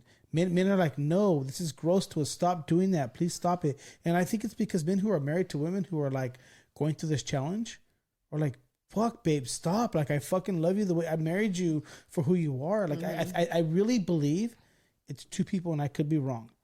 I believe it's Hollywood, 3 people. Yeah. I believe it's Hollywood first, women second, and gay men third. Because gay men, if you've ever been in Hollywood, gay men who produce everything are the ones putting pressure on women. And if you've never been in Hollywood, then you won't understand that. But definitely there's gay men in Hollywood who are pushing this pressure on women to look a certain way. And people won't understand that unless they are in Hollywood or they know people in Hollywood that deal with this kind of thing. But I really believe it is definitely Hollywood, women, and then gay men in Hollywood. Because I think gay men in Hollywood are pushing this agenda for whatever reason that like you have to be this certain thing. You have to be this perfect thing. You know what I mean? And it's fucking weird. I don't know too many men in the gay community and not just gay community, not gay community, but in Hollywood though. Well, so like I think like how you said like, but I think like social media is like, brutal. Is the brutal part, because before social media, all it was magazines, and back then it was skinny was the thing. Like they were telling supermodels you need to lose 10 pounds, even though they were only 100 pounds. You know what I mean? Anorexia, you know what I mean? And now all of a sudden it's like the thing to be curvy. You know what I mean? Where you got these skinny girls who can't gain this weight going out and having... Candace can gain that weight easy. Look at those hips. Hey, I'm just saying. And so then the thing is... last I heard, hips don't lie. Candace's hips never lied. I'm just saying. So then... so like... Wildly uncomfortable. 2 hours later. 2 hours later. So... stupid. So my whole thing is like... I think like in a lot of these women's mindset is like that's what they have to be. But that's why, like I said, like all these influencers, quote unquote influencers or IG models, like if you were to go get a real job to do runway, they're not going to hire you. You know what? It's not just women though. Earlier, someone sent me a picture of Anthony the Destroyer Ruiz. He was the Mexican heavyweight champion. The big guy. That won by chance, Big guy won by chance, right? Today someone sent me a picture. Oh, look at he's doing great, and he's like fucking he's in like board shorts, and he's got a ripped ass 6-pack, and he's all buff. And I was like, that's not him, because I follow him. Yeah, and I was like, he looks a lot better today than he did when he lost. Right. but that's not him. He doesn't have a 6-pack like that. Like that's 100% photoshopped. She's like, are you sure? And I was like, yeah. So I sent a picture. I'm like, look at this. She goes, oh my God, you're right. I'm like, yeah, that's him a couple days ago punching a bag. He's definitely not that ripped. So there's some stuff I can share about myself that I don't want to put out there too much yet. But I can tell you, I've been in the Hollywood space before. And I can tell you this, that the best pictures you see of somebody on TMZ, and by the way, this is something else everyone needs to understand. Every TMZ thing you read, when they show up to the airport and oh, surprise, we saw whatever. No, it's all been 100% doctored. It's 100% arranged. And these people are looking their best at those points. And everything after that fact is photoshopping and everything else, highlighting, everything else. Well, did you hear the thing about Kim Kardashian like years ago where she was mad because like they posted a picture that wasn't edited? Again, I've been in the space for a long time. And so she was mad because they let it like whoever her team was, let that like let it leak. Let it leak. On accident. Yeah. I've been in the space for a long time. Kim Kardashian is one of the main reasons why TMZ got popular to begin with. Like there's a whole waterfall of things. But at the end of the day, like these people, they're not being caught on TV for no reason. Oh yeah, it's 100% doctored, and it's always, well, maybe not always, but I would say 90% of the time, what's going on in TMZ and what you see in Hollywood is because they were called in to take these pictures, and those people that are walking on the restaurant like, oh, I'm gonna look my best on walking on the restaurant. Can you imagine if you knew that the next picture that's gonna be releasing you on Instagram every time you had a 10-minute mindscape to be like, or period of time where you're like, oh, I'm gonna go to the bathroom, I'm gonna put my makeup on, put my hair up, I'm gonna do all this shit, I'm gonna walk out here, and the day before you knew it was gonna happen anyhow, so you put on your best outfit, right, your best pair of fucking tanga, you know what I mean? Like, can you imagine can you imagine like that's what's going on, and we think we've created this society and this idea, this mindscape that like this is the reality, and it's not a reality. Oh yeah, no, I guarantee it's not a reality. No, plus like going like, okay, so my boyfriend does follow like a bunch of like Instagram models or whatever, right?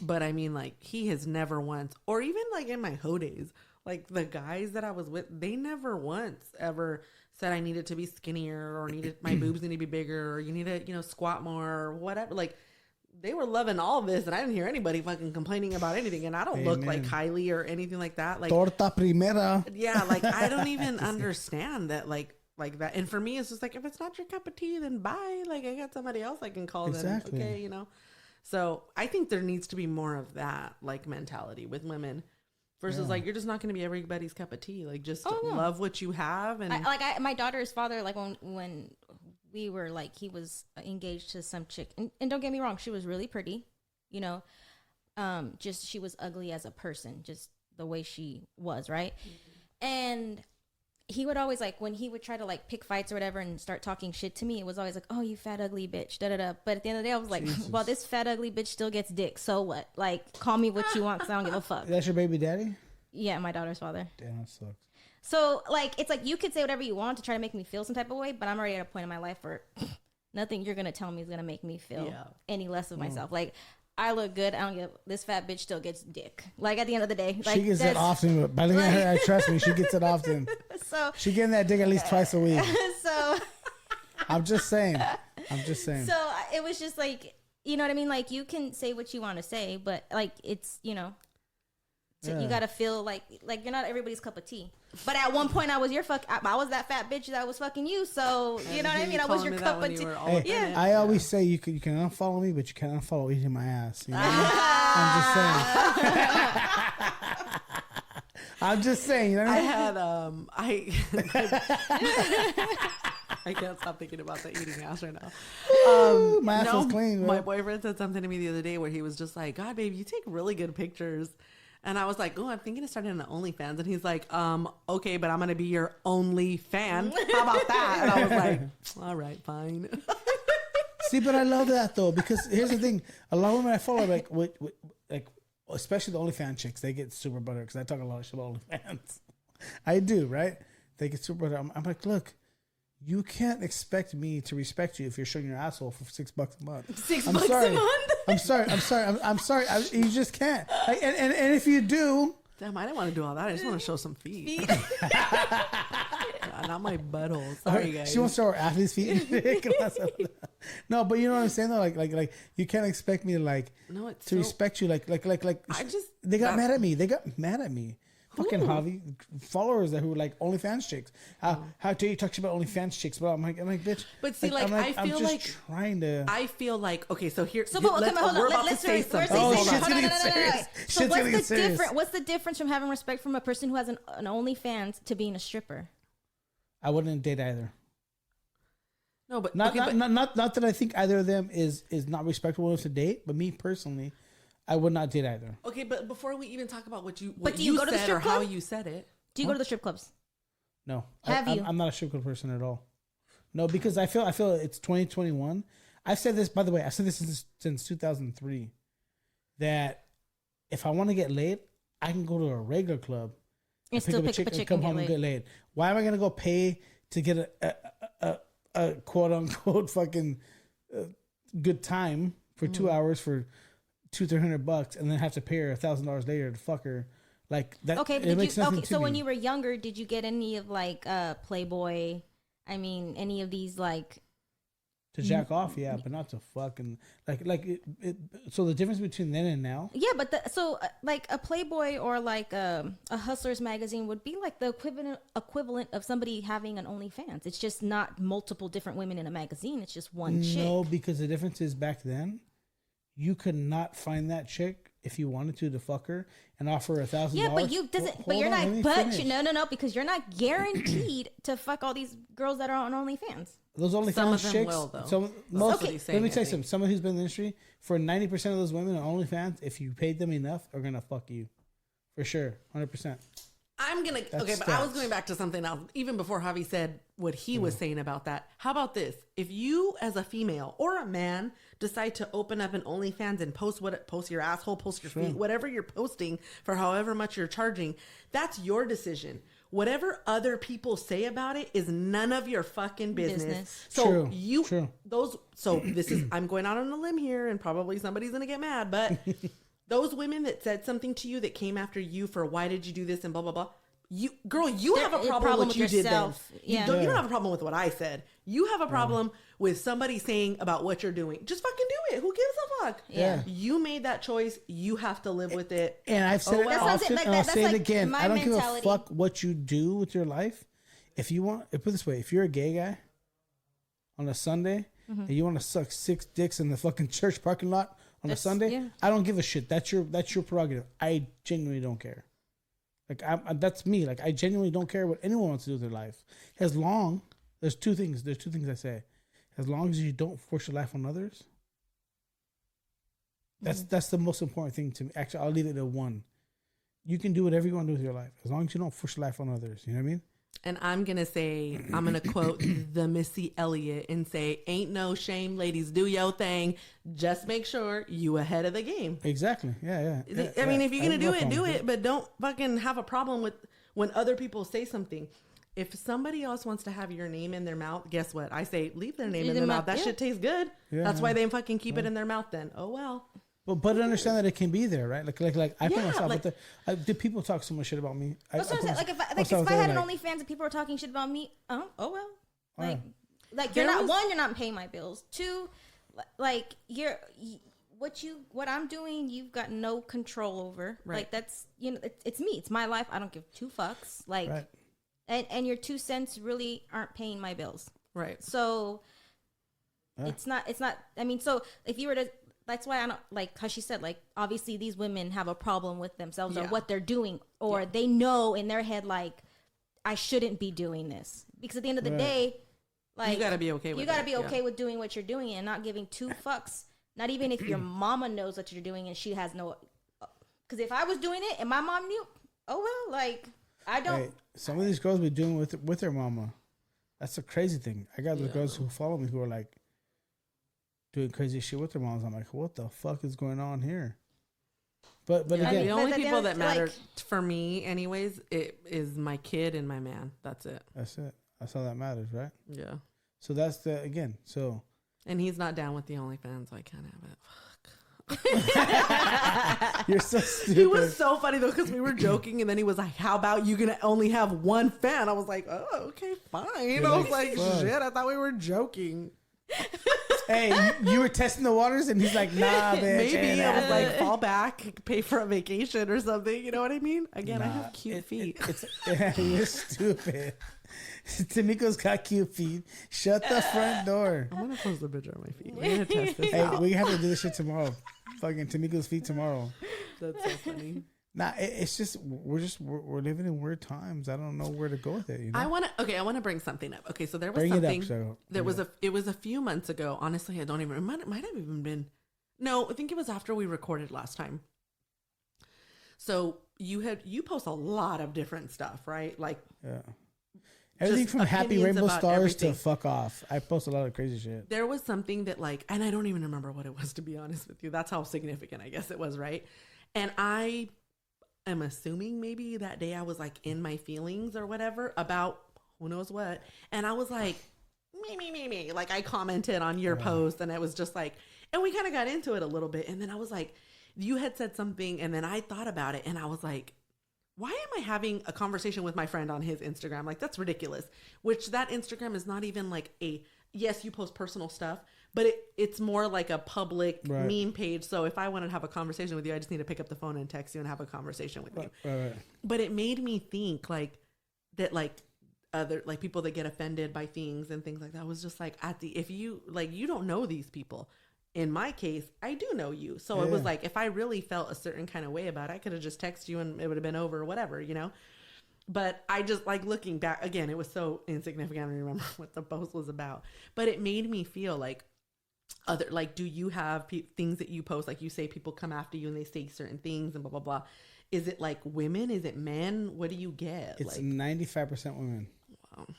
And that's the reason why I got upset at you coming at me is because I was like, you know me already. Yeah. Mm-hmm. And you know, what's funny about it is that we talked, you know what I mean? I was like, hey, it's nothing personal. We're good. Right.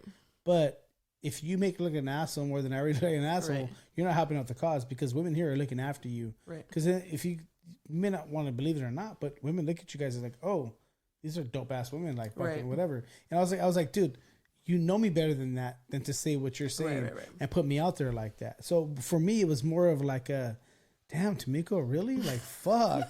I just had you in my house. I bought you a charcuterie board and shit. You know what I mean? I was like, damn, bitch. And you're going after me too? I was like, God damn. But it's I try to make people think. I try to. It's hit or miss. You know what I mean? It really is. It's hit or miss. And but you got people too, like you got people who just like how at that time she happened to be in her feelings. So sometimes some of these women are just in their feelings and they happen to see that post at the wrong time and they're like, "Fuck this dude." She went in on me though. She went in on me. She wrote like a whole fucking paragraph. I did. I went back and looked at it, and this was like right after it happened, right after we talked, and I was like, "What was I going through?" Like Tamiko was on her period or something. I'm like, sure we both learned something happening. from. I think we both were like, okay, cool, whatever. Like we learned something from it. But like, and we had a few comments back and forth to each other, and then you said something in one of your comments about a friend. Like I think it was literally the word friend, and I was like, yeah. So I said like, you're my friend, and why I are was you coming like, at me like that?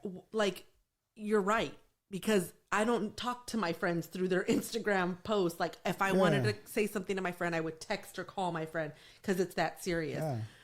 But yeah, it was like that's I was maybe that's the only like, reason why I took it that way. Do you love me? It was all up in my Drake feelings that day or something. Sorry. It's only because like the friendship piece. I was like, hey, yo, I've had you in my house. Right. We recorded together. Like, what the fuck? And I was like, where's this coming from? You know what I mean? Because like you know me, like, and this is not. It wasn't anything other than like more. It wasn't. Our opinions were different for sure on that topic, but it was more like, dude, you fucking know me.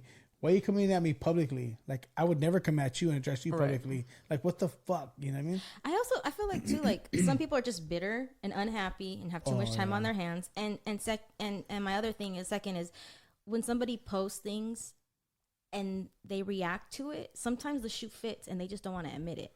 Oh, the shoe fits, motherfucker. And that's why you know people will react to it because they feel some type of way. Because in that case, like me, I don't okay, or I didn't care for it. I just keep scrolling. Like I'm not gonna sit here and like go off I'm not gonna go off on somebody in the clouds, because really that's what it's not a face to face. That's like, so for me, it's like, who are you talking to, yourself? Because if you're gonna go off on my Instagram and say something, like you're gonna be talking to yourself. You're gonna have a whole last conversation with yourself and other people you've never met, if they agree with you, because I'm not gonna, you don't pay me to entertain you. I think a part of it too was like, if I didn't know you and you were just like a page that I follow that posts funny stuff or whatever, I would just unfollow. Like that, it's as easy as that. And I don't know why in today's social media, because they feel they need to like give their opinion, or they gotta say something. But Tamiko did the right thing. She replied back, not the right thing, but she did the friendly thing.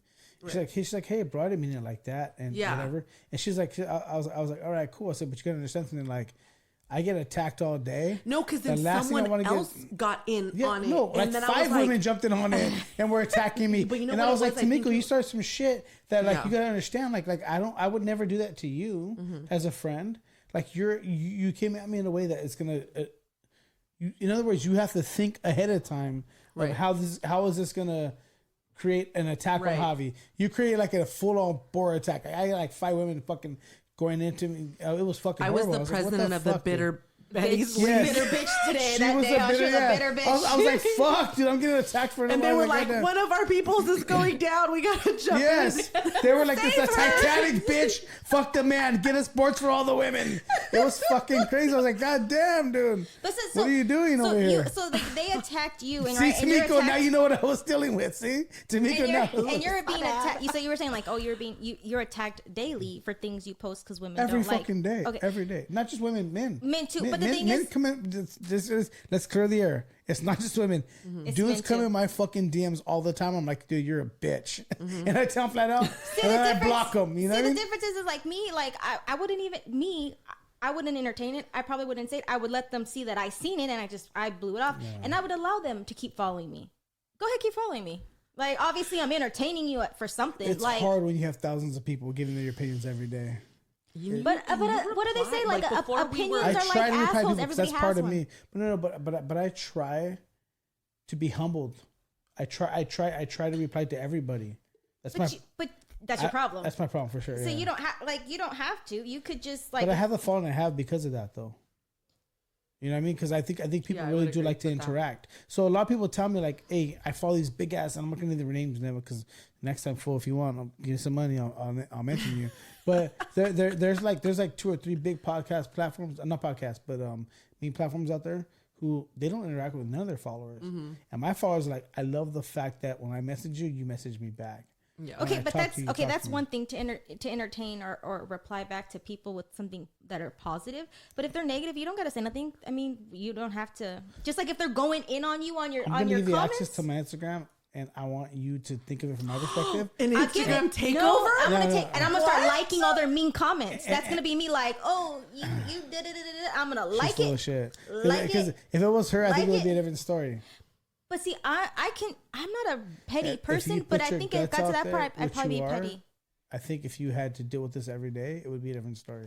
No, I don't know if I kind of believe. I think you and I are more on the same wavelength about like connecting with people. But Candace, I mean, I just said this about she is like very closed-lipped about a lot of stuff. Yeah, like when she shouldn't be. Like remember we were just like so if something's bothering me, I don't say nothing. And I'm so I'm saying I wouldn't entertain it. Like even if I didn't like what that person was saying, I want to be like, bitch, because I got the time today. Can you do that again?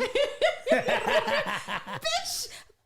Okay, so if I have the time, because that sounds like soundbite, right? Exactly. Because I have the time. You know what I mean? Yeah. But for what? Like.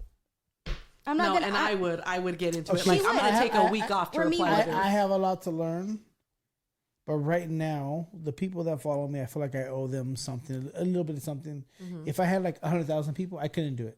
What are you at right now? What are you? Like 12 and a half. It's not a big deal. It's not a big deal. That's 11,500 more than Can I get at least half of those followers? No, damn. But and it grows every day, which is cool. But it's really not a big deal. If I get 100, I'm gonna stop caring about what anybody says. I think at some point it's almost like you have to, because then it would just be a job, right? Yeah. Yeah. And you're not paid. Yeah. Yet. Yes. The goal is to make money to put my kid through college. Oh, okay. Wow. And I'll get there. That's that nice. I promise. You know what I mean? But also, it's just like, I get what you're saying, but at the end of the day, I gauge myself upon what people think about me, no matter what, whether it's my personal life, my public life, whatever else. I think the most successful public people in this world are the most humble people in this world. It's not the fake piece of shits in Hollywood. And I can tell you guys about my Hollywood experience, and I will talk about that Hollywood adult experience. We'll talk about that offline, and maybe we'll make it a podcast. But I can tell you right now, but the most important thing is how you connect to people and how people look at you. So when there's somebody who completely misgauges who I am, I'm like, all right, get the fuck out here, late. Yeah. Peace. Off to Blockif City you go. Yeah. As I call it. City. Yeah. Blockif City. As I call it. I love that when he says that. Yeah, as I call it, right? Like I'm just not gonna deal with it. You know? Yeah, but you can. You even took the energy to block them. Just leave it. Don't even acknowledge it. Leave it, because you know what? A lot of these people who are so bitter are, whether it's a woman or not a woman, a man, because men can be bitches too, will create fake pages just to follow and see what you post. Oh yeah. So what for what? You just go ahead, keep watching me. You're letting my numbers move up anyways on my follows. So at some point I will be able to be promoting I'm gonna shit. let you manage my Instagram. And then we're gonna do an there. Instagram takeover. And then we're gonna go from there. You know what I mean? Do you get dick pics? No, but I do have a lot of gay dudes in my fucking Instagram, man. Yeah. Which is crazy to me because, like, I didn't think I made it until gay dudes are like, Javi. Oh, that's and I was like, yeah, I made it, bro. There's First fucking it's gay the guys. girls, then it's the gays. And the gays are the gay dudes are like fucking butch lesbians. They're persistent as fuck. Dude. They're very aggressive. Oh my god. I have one right now. He is constantly in my deal. I'm like, bro, I've told you 5 times, man, I'm strictly fucking pussy. That's it, man. Like, I get it. I have nothing but respect for you, but you gotta understand. And here's the thing. If Me3 was a movement, I've been Me3'd every day for like a year now. This fucking guy Me3's me, man. He is fucking super gay. And not just him, though. There's probably like 10 or 15 of these guys out there. They're super gay. Inappropriate. Not requested. Yeah, totally inappropriate shit. And here's the thing. I am not fucking anti-gay by any means. I'm so pro-be whatever the fuck you want to be. Mm-hmm. I'm so supporter of gay rights. Are you still identifying as a chorizo today? I'm definitely a chorizo. Chorizo with half a six-pack. Just kidding. I'm identifying as a boba strap today. Yeah. So like here's the thing. Here's the thing though. Imagine if I started to complain about that. Like, I feel this is not right. You know what I mean? Can you imagine? Like, but dude, these guys are fucking really inappropriate. They really are. And I remember something when I was really young that I'll bring up. When I was like 16, 17, I was hanging out with a lot of really bad people. Mm-hmm. And back then, if you were cool, you wore a fucking silver bracelet, like a big Cuban link bracelet. That's how you knew you were cool, you know? Like the ID type bracelet. Yeah. So that's how you know you were cool. So I was like making money, hanging out with fucking dope dealers and dumb shit. And I was like, I'm going to get me one of those Cuban links. So I went to the little silver place, which was right next door to my first job. And it had to be silver. It had to be silver. So my first job was Metro 4 Theater in Santa Barbara, which is a movie theater in downtown Santa Barbara. I was 14 years old. The first time. I've been working ever since then, by the way. 14 years old. So I get a job, and next door was a silver place. I was like, I'm going to work here for like a month to buy one of those fucking Cuban link silver bracelets. And I bought one. And when I went to buy it, I was so excited. I went to buy it. It was a $35 fucking silver bracelet, which is probably worth like $200-300 now. You know what I mean? Yeah. But it was a fucking thick Cuban link, fucking 92.5% silver. And I bought it. I was like, oh yeah. And I was walking out. All my thug homies, my fucking thug ass homies were hanging out. I walk out, and this gay guy comes up to me. He goes, damn, Poppy, what's up? And I was like, excuse me. He goes, damn, Daddy, you're cute. And my homies are sitting right there. Like, I'm talking like killers, you know what I mean? Like not the most very good human beings in your life, let alone men, right? And I look at him and I said, excuse me? And he goes, yeah, bro, I'm just telling you, man, you're cute. I like that bracelet. And I grabbed him by his shirt. I didn't know what else to do. Because, again, even back then, I was still like, be whatever you want to be, you know? Right. I got my shirt. I said, look, bro, let me tell you something. Next time before you do this, don't do this to the wrong person. Did you see that guy over there? You see that guy over there? Those are my fucking friends. And you're making me look like a fucking moron right now. And if you did that to those guys, they would fucking kill you. Yeah. And so let me explain something to you. I'm not going to fucking kill you today. But before you do this again, I think it's cute and funny and whatever else in front of public. Don't do it. Right. Because you're jeopardizing yourself. And he looked at me, and I had on my fucking shirt. And he looked at me, and I said, look, man, I'm fucking whatever you want to do with your life, man. But don't do that shit again. Yeah. And let him go. And he walked away, and he looked at me. He's like, and my friends were like, what the fuck? What the fuck was that? And I was like, I don't know, some fucking fag. That's just that. Yeah. Well, but what else do you say? You know what I mean? Like, right. How do you do it? In other words, like, there is two sides of this story. Mm-hmm. And I have been fucking me three'd for sure. You know what I mean?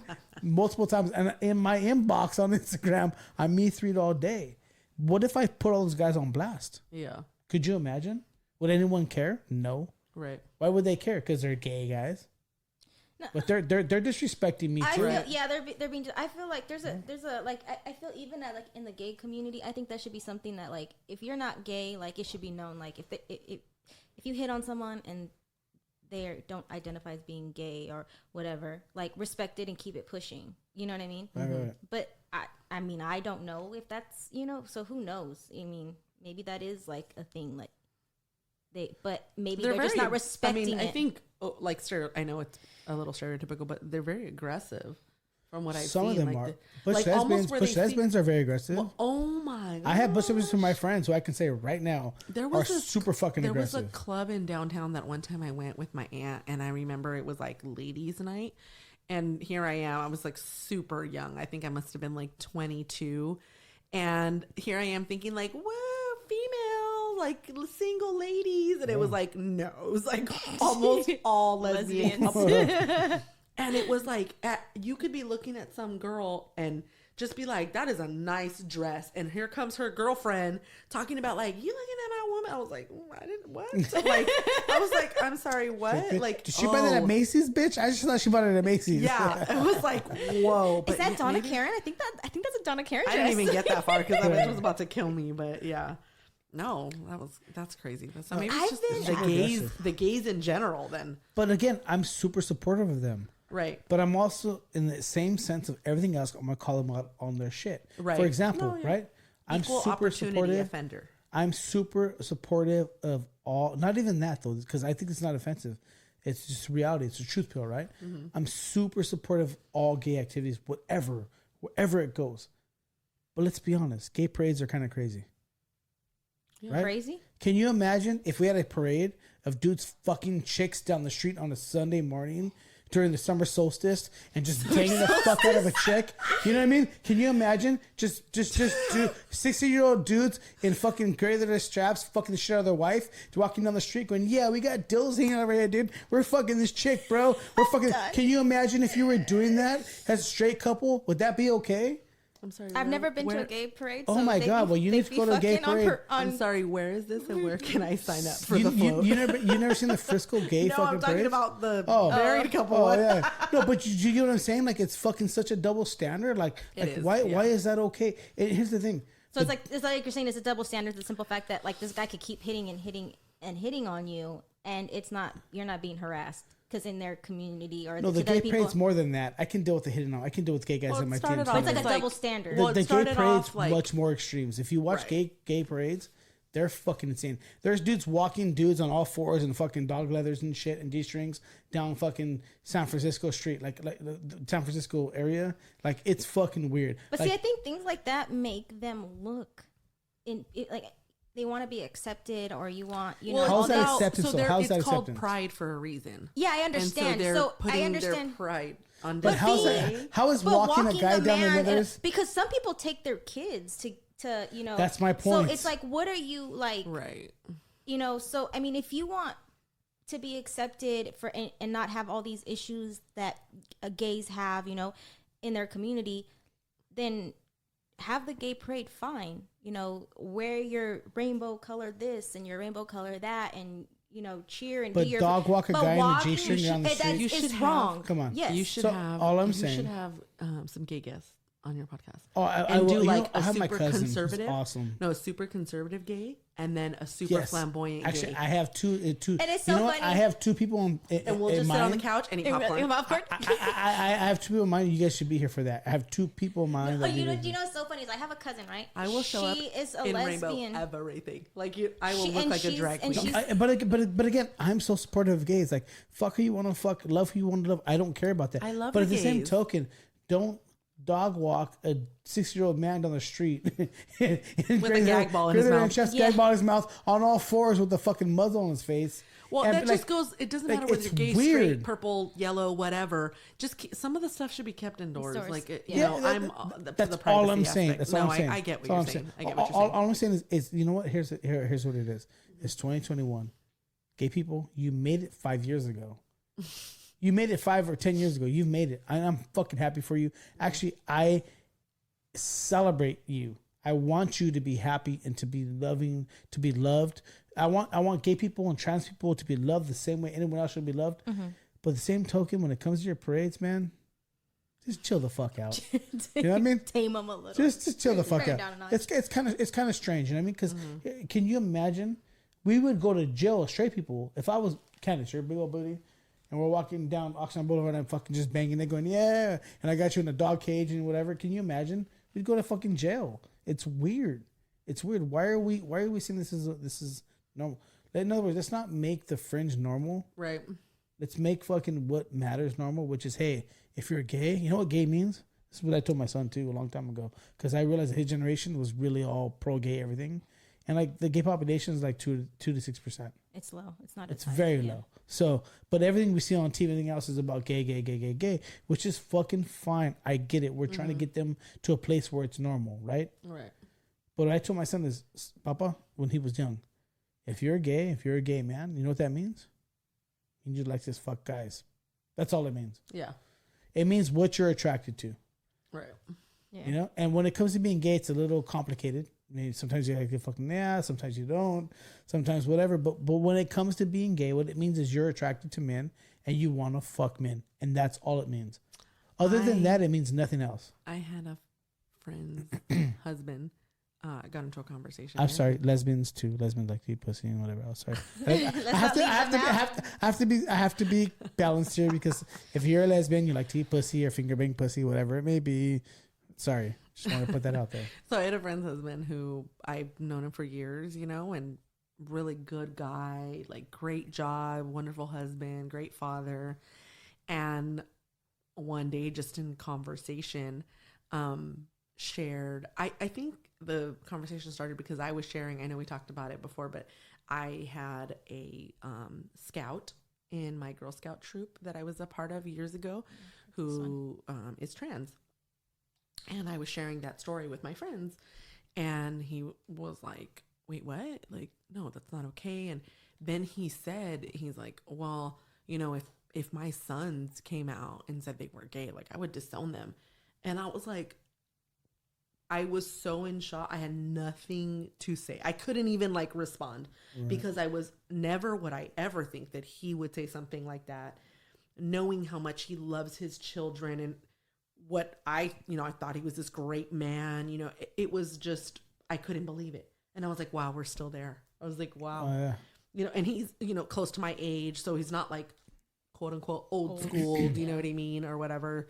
So that was wild to me. Like, I was like, whoa, that's crazy. I mean, sure. But I think it's a very charged subject too, right? So trans, like that's a charged subject because I think there's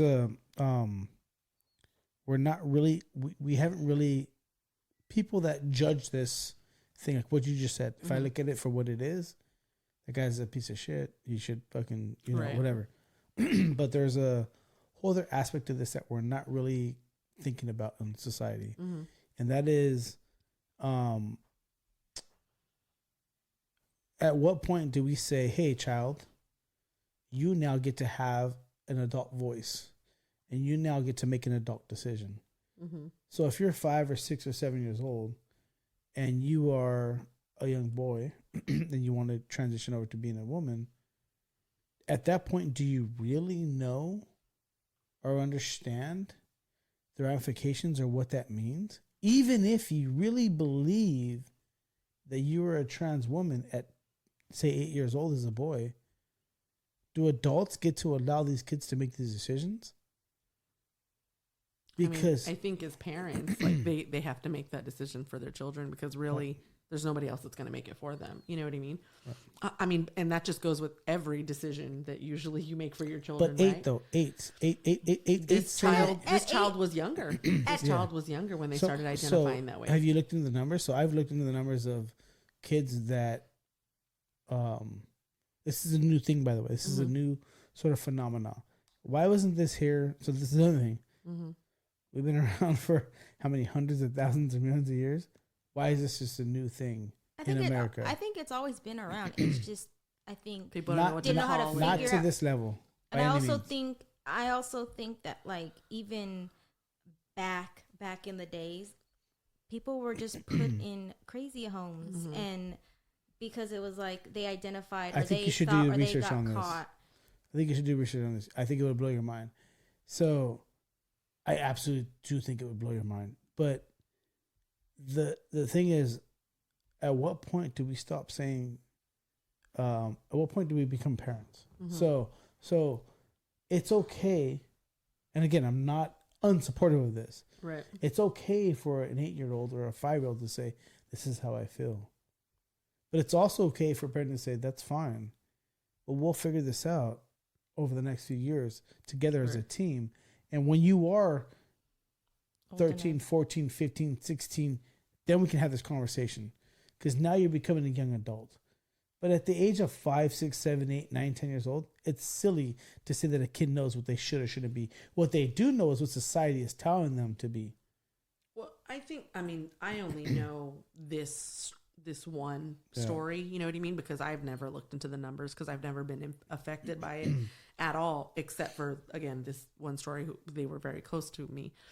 And just in conversations with the mother, they were very religious family. Right. Didn't allow their kids to watch TV in an area where it wasn't like loud and proud, you know what I mean? Kind of thing. Probably why the kid was so fucked up to begin with. And so just one day, and this little girl, because I only know her as a little girl, but this little girl one day, and had nothing but brothers. It was all brothers. Just one day it was like, I'm a girl. I want to dress like a girl. And that's where it started. So to my knowledge, at that age, I've known this little girl since she was about 5 years old. And now she's my daughter's age. So 11. So 6 years. 6 years old, yeah. And so, I mean, there's no hormones or anything that they're taking. There is a lot of therapy. And there was therapy even before they started allowing the child to dress like a girl. You know what I mean? Cut her hair like a girl, style her hair, things like that. Like, but this little girl was like all pink. Like, when I found out, I was a year into knowing her, I couldn't believe it. My mind was blown, because if somebody else would have told me, I would have been like, well, that's a lie. Because I just knew her as a little girl. Like, I didn't understand it. It was crazy. And then when the mom told me, I was like, oh my God, like how difficult was this? She goes, we've lost family over this. But at the end of the day, it was about my child's happiness. We didn't know what to do. They had never heard of the word trans. You know, they didn't know what it was to be trans. They had to go out and do their own research. So it was years of that before there was a decision, quote unquote, made about how to allow their child to live their life. And like I said, to this day, I mean, I don't speak to the parents anymore because they've moved. But I'm assuming there was no hormones that I knew of. It was just very like just letting them dress a certain way. Yeah, so, which again I totally support. But I think one of the things that people aren't really putting in perspective, if you look at, and I did some research a while back, Google fucking research, actually like years ago, like 3 or 4 years ago. And the research I did was like when parents allow their children to determine their sex, like at a certain age, like between like 5 and like 12, I think it was. when those kids were allowed to do that, because there's just kids, man. They don't know what the fuck it. They're nature versus nurture, right? That's the big deal, right? Nature versus nurture. Scientifically we've been trying to figure this out for fucking millennia now, and the number of children that were really depressed and committed suicide after being able to make their own decision in those younger years was very high. Was high. Was super high. And so I think, again, the same way we talk about mental health with men and not being a thing, we're not talking about mental health with young boys and young women who are trans. That's an important thing. It's the same reason why we don't talk about mental health with plastic surgery. That's another one women don't want to talk about. We should throw it out there. Most women who get plastic surgery have a serious mental health issue. That's a you can Google it. Every woman who's upset at me today, who wants to be upset at me now for this saying this shit, go ahead, Google it. There's doctors everybody mad. Oh, no. It's not about being mad. It's about truth, right? It's about truth, right? Like the reality is like, because once they get one thing done, then it's like, it goes on and on. No, there's definitely an image issue. You know what I mean? I've been saying this, and I've said this in black and white multiple times on my Instagram, that no amount of nip and tuck you do is going to solve that hole in your heart, baby girl. Mm-hmm. Yeah. You know? Or your personality. I mean, I'll go further and say that's the same way as what we were talking about earlier. It's like you can't be happy, with what you look like, or a person you're trying to be with, or a kid, to make you happy if you're not happy with yourself. You got to happy with yourself first before 100%. you love others. Yeah. So just throwing that out there, just run through. Sure. But it's all connected. I don't know, man. I want everyone, and I said this the other day, I want everyone to just be loved and happy and healthy, and like whatever that means to anybody. Like it could be a million things, you know what I mean? But like, stop being so hard on yourselves.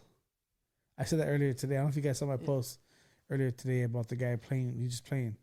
I was like, music brings people together. This is a guy playing. This is bum on the ground. Oh yeah, like 3 people came together and made a song. This white kid playing on the ground. He's strumming his guitar, and he's just singing about loss. And he's singing about a loss in his life, right? Mm-hmm. He's crying out, right? And this big black pimp comes up, and he's like, "Oh yeah, brother." He's like, "Yeah." He starts singing with them, and then they're singing together. And next thing you know, they're singing together. And next thing, this other young black guy from construction comes on with a construction suit on, and he's singing with them. And I'm like, music brings us all together, man. Right. Yeah. Every one of those guys went through some shit, and they were all singing the same thing, and they're just jamming out. Music's beautiful, man. I want people to be more loving and caring, but I'm gonna call shit out at the same time. Right. You know what I mean? Mm-hmm. So we talked a little bit, and I shared with you on one of the podcasts that we did, because we went into this little tangent. We have this like inside joke about a sex position, something you had posted. This one, Jesus Christ! But I meant disrespected though. I'm sorry, and I don't even remember what the post was. Here it comes. But we said so. Javi had posted something on his Instagram page about a sex position or something about guys that like fuck you from behind, like it's like they learned that from porn, it's disrespectful, something along those lines or something. Yeah. And so like I got to talking about it with my daughter's father and his wife, and they made like a really how do you talk about this shit with your honestly ex? I was trying to think back when we were explaining it, like how did it come up? But anyways, it came up. I don't know if maybe I was like, oh, look what he posted today, or look at, did you see this stuff that Javi posted? Because I think he follows you too. I'm like, did you see this thing? And we kind of got talking about it or something.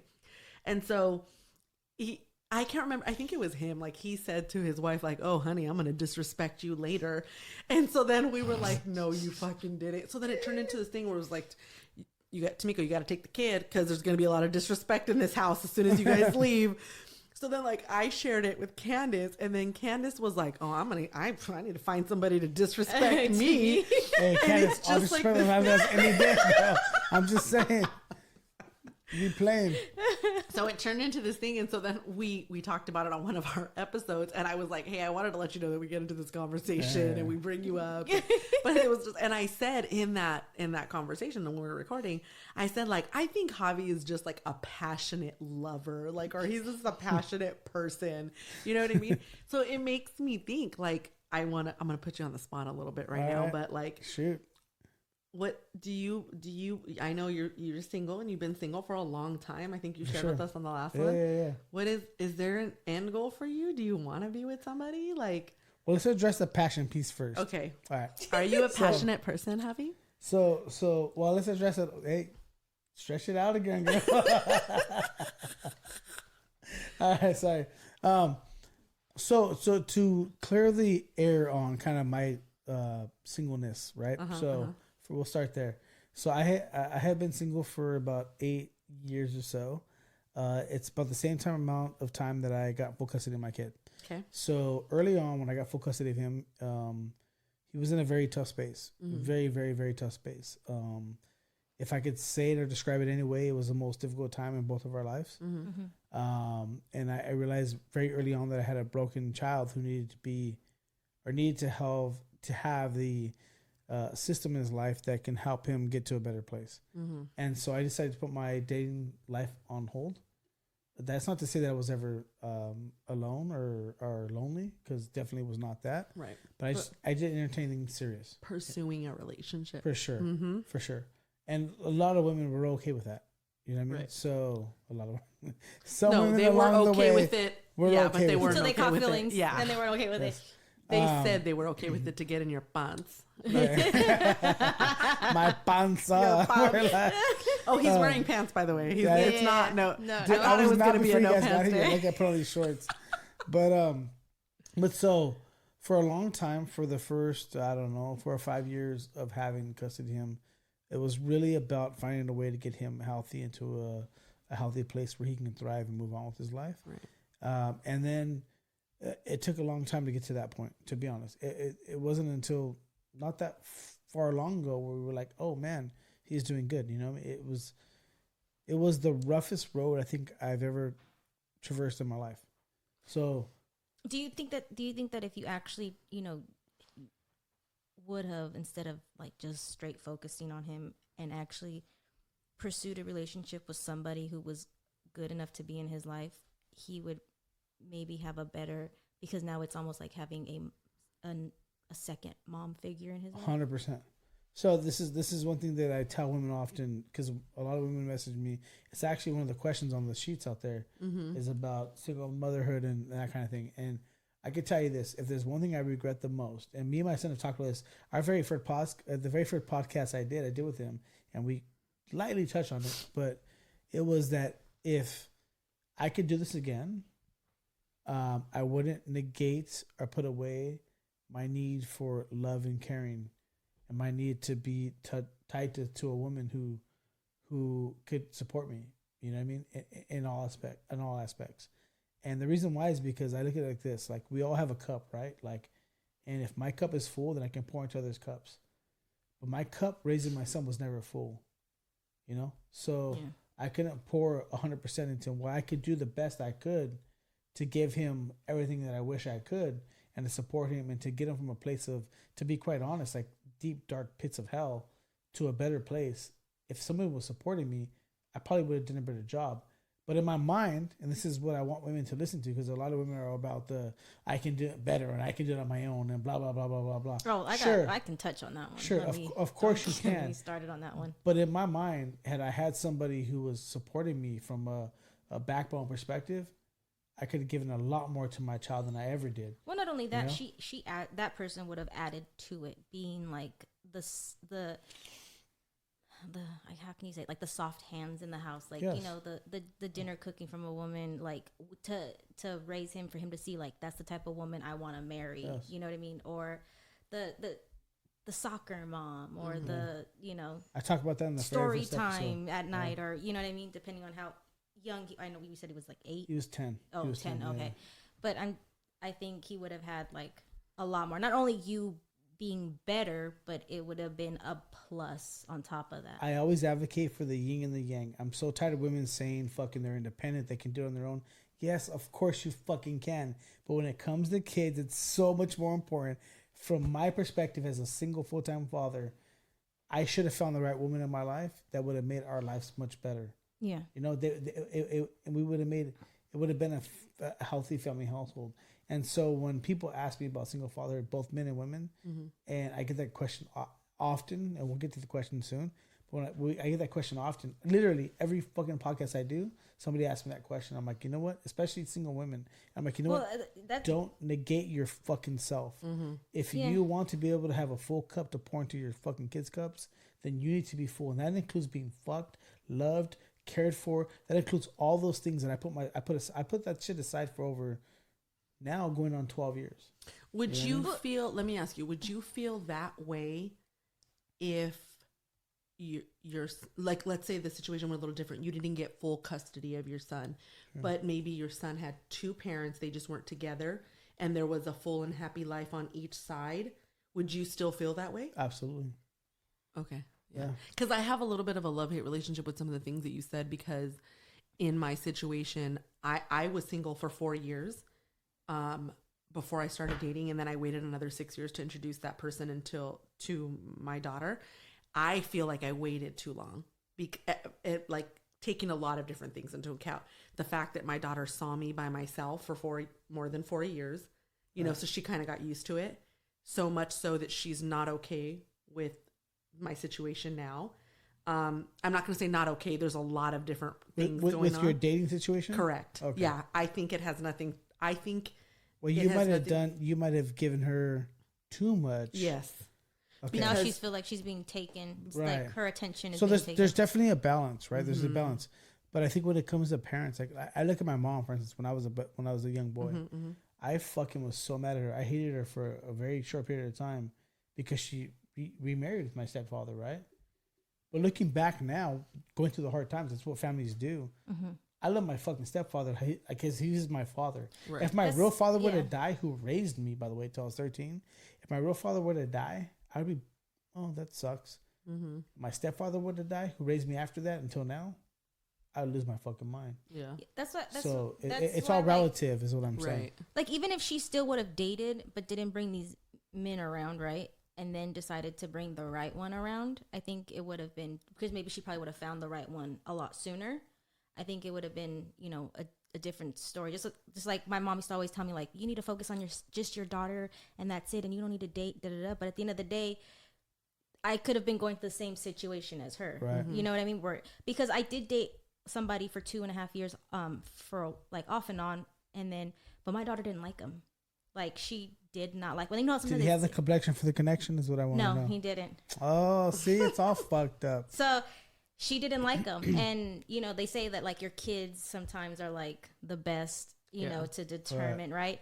But and out of the ones that she hadn't met a lot of them, right? But she had only met a couple, and those two she liked, you know. But other than him, you know, and I also feel that like women, especially women raising a boy, need a man in their life to help raise that child. If the dad is not involved, or even if he is involved, but he's like that. I'm here when I'm here, and but it applies to little girls too. Little girls need a father in their life to teach them what it's like to be loved. Mm-hmm. They do, and they also need to see like how, you know, because how they, you know, should be treated. You know, like that's my point. Yeah.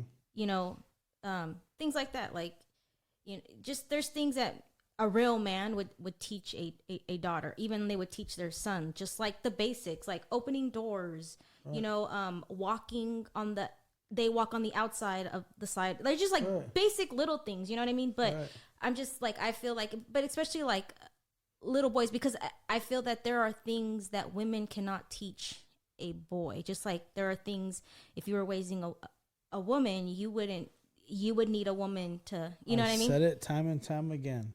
And when it comes to raising children, the yin and the yang is the most important thing. Mm-hmm. Chris Rock said it a long time ago. Sure, women. He said it when it was big ass fucking comedian. I can say it and I sound like an asshole, but he says it, it's all fucking gravy, right? And it's funny. So, yeah, it's funny, whatever. But he goes, women. He said a couple of things that really dawned on me. He goes, you know, for all the real hard working ass men out there that fucking bust their ass every day, they're fucking going to work every fucking day, and they come home. What do they get? What does that man get? He gets home to dinner. He gets a big piece of fucking chicken. That's what he gets. He gets no praise other than that.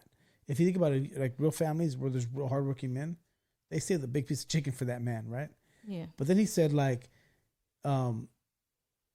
when it comes to aside, that was a big thing to me because I was like, dude, there's a lot of men out there who are busting their ass who get no praise, right? And we don't want praise, but we want you to know what we're fucking doing. You know what I mean? Mm-hmm. Like in other words, I don't need praise. I want praise from my woman. Mm-hmm. Yeah. Like if you're my girl, you know, you better give me praise. You know what I mean? I'm just saying. You know what I mean? Yeah. Like you'd be like, hey, babe, you're fucking doing a good job, right? Like men need that. We need that.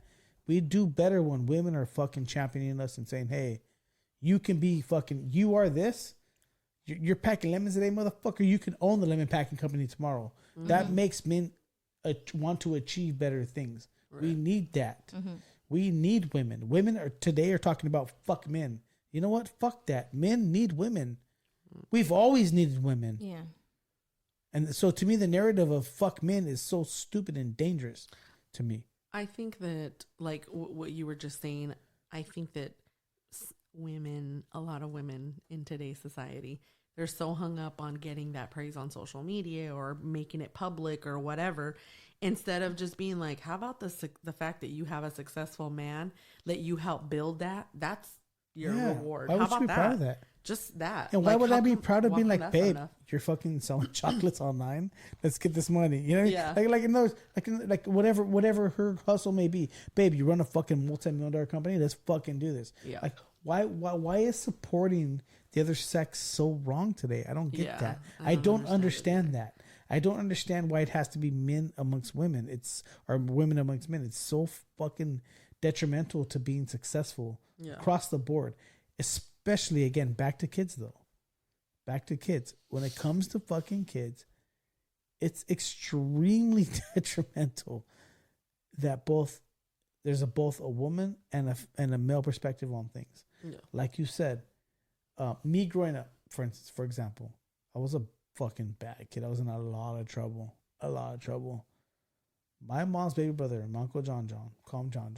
He was like the guy. He called my uncle. Yeah, he went to college and all that shit. He was the prime example of the person in our family that was like everything, right? Mm-hmm. He was like the star athlete. He fucking won CIF championship football, like all that shit. He was that dude, right? He is that dude today. To this day, he's that dude.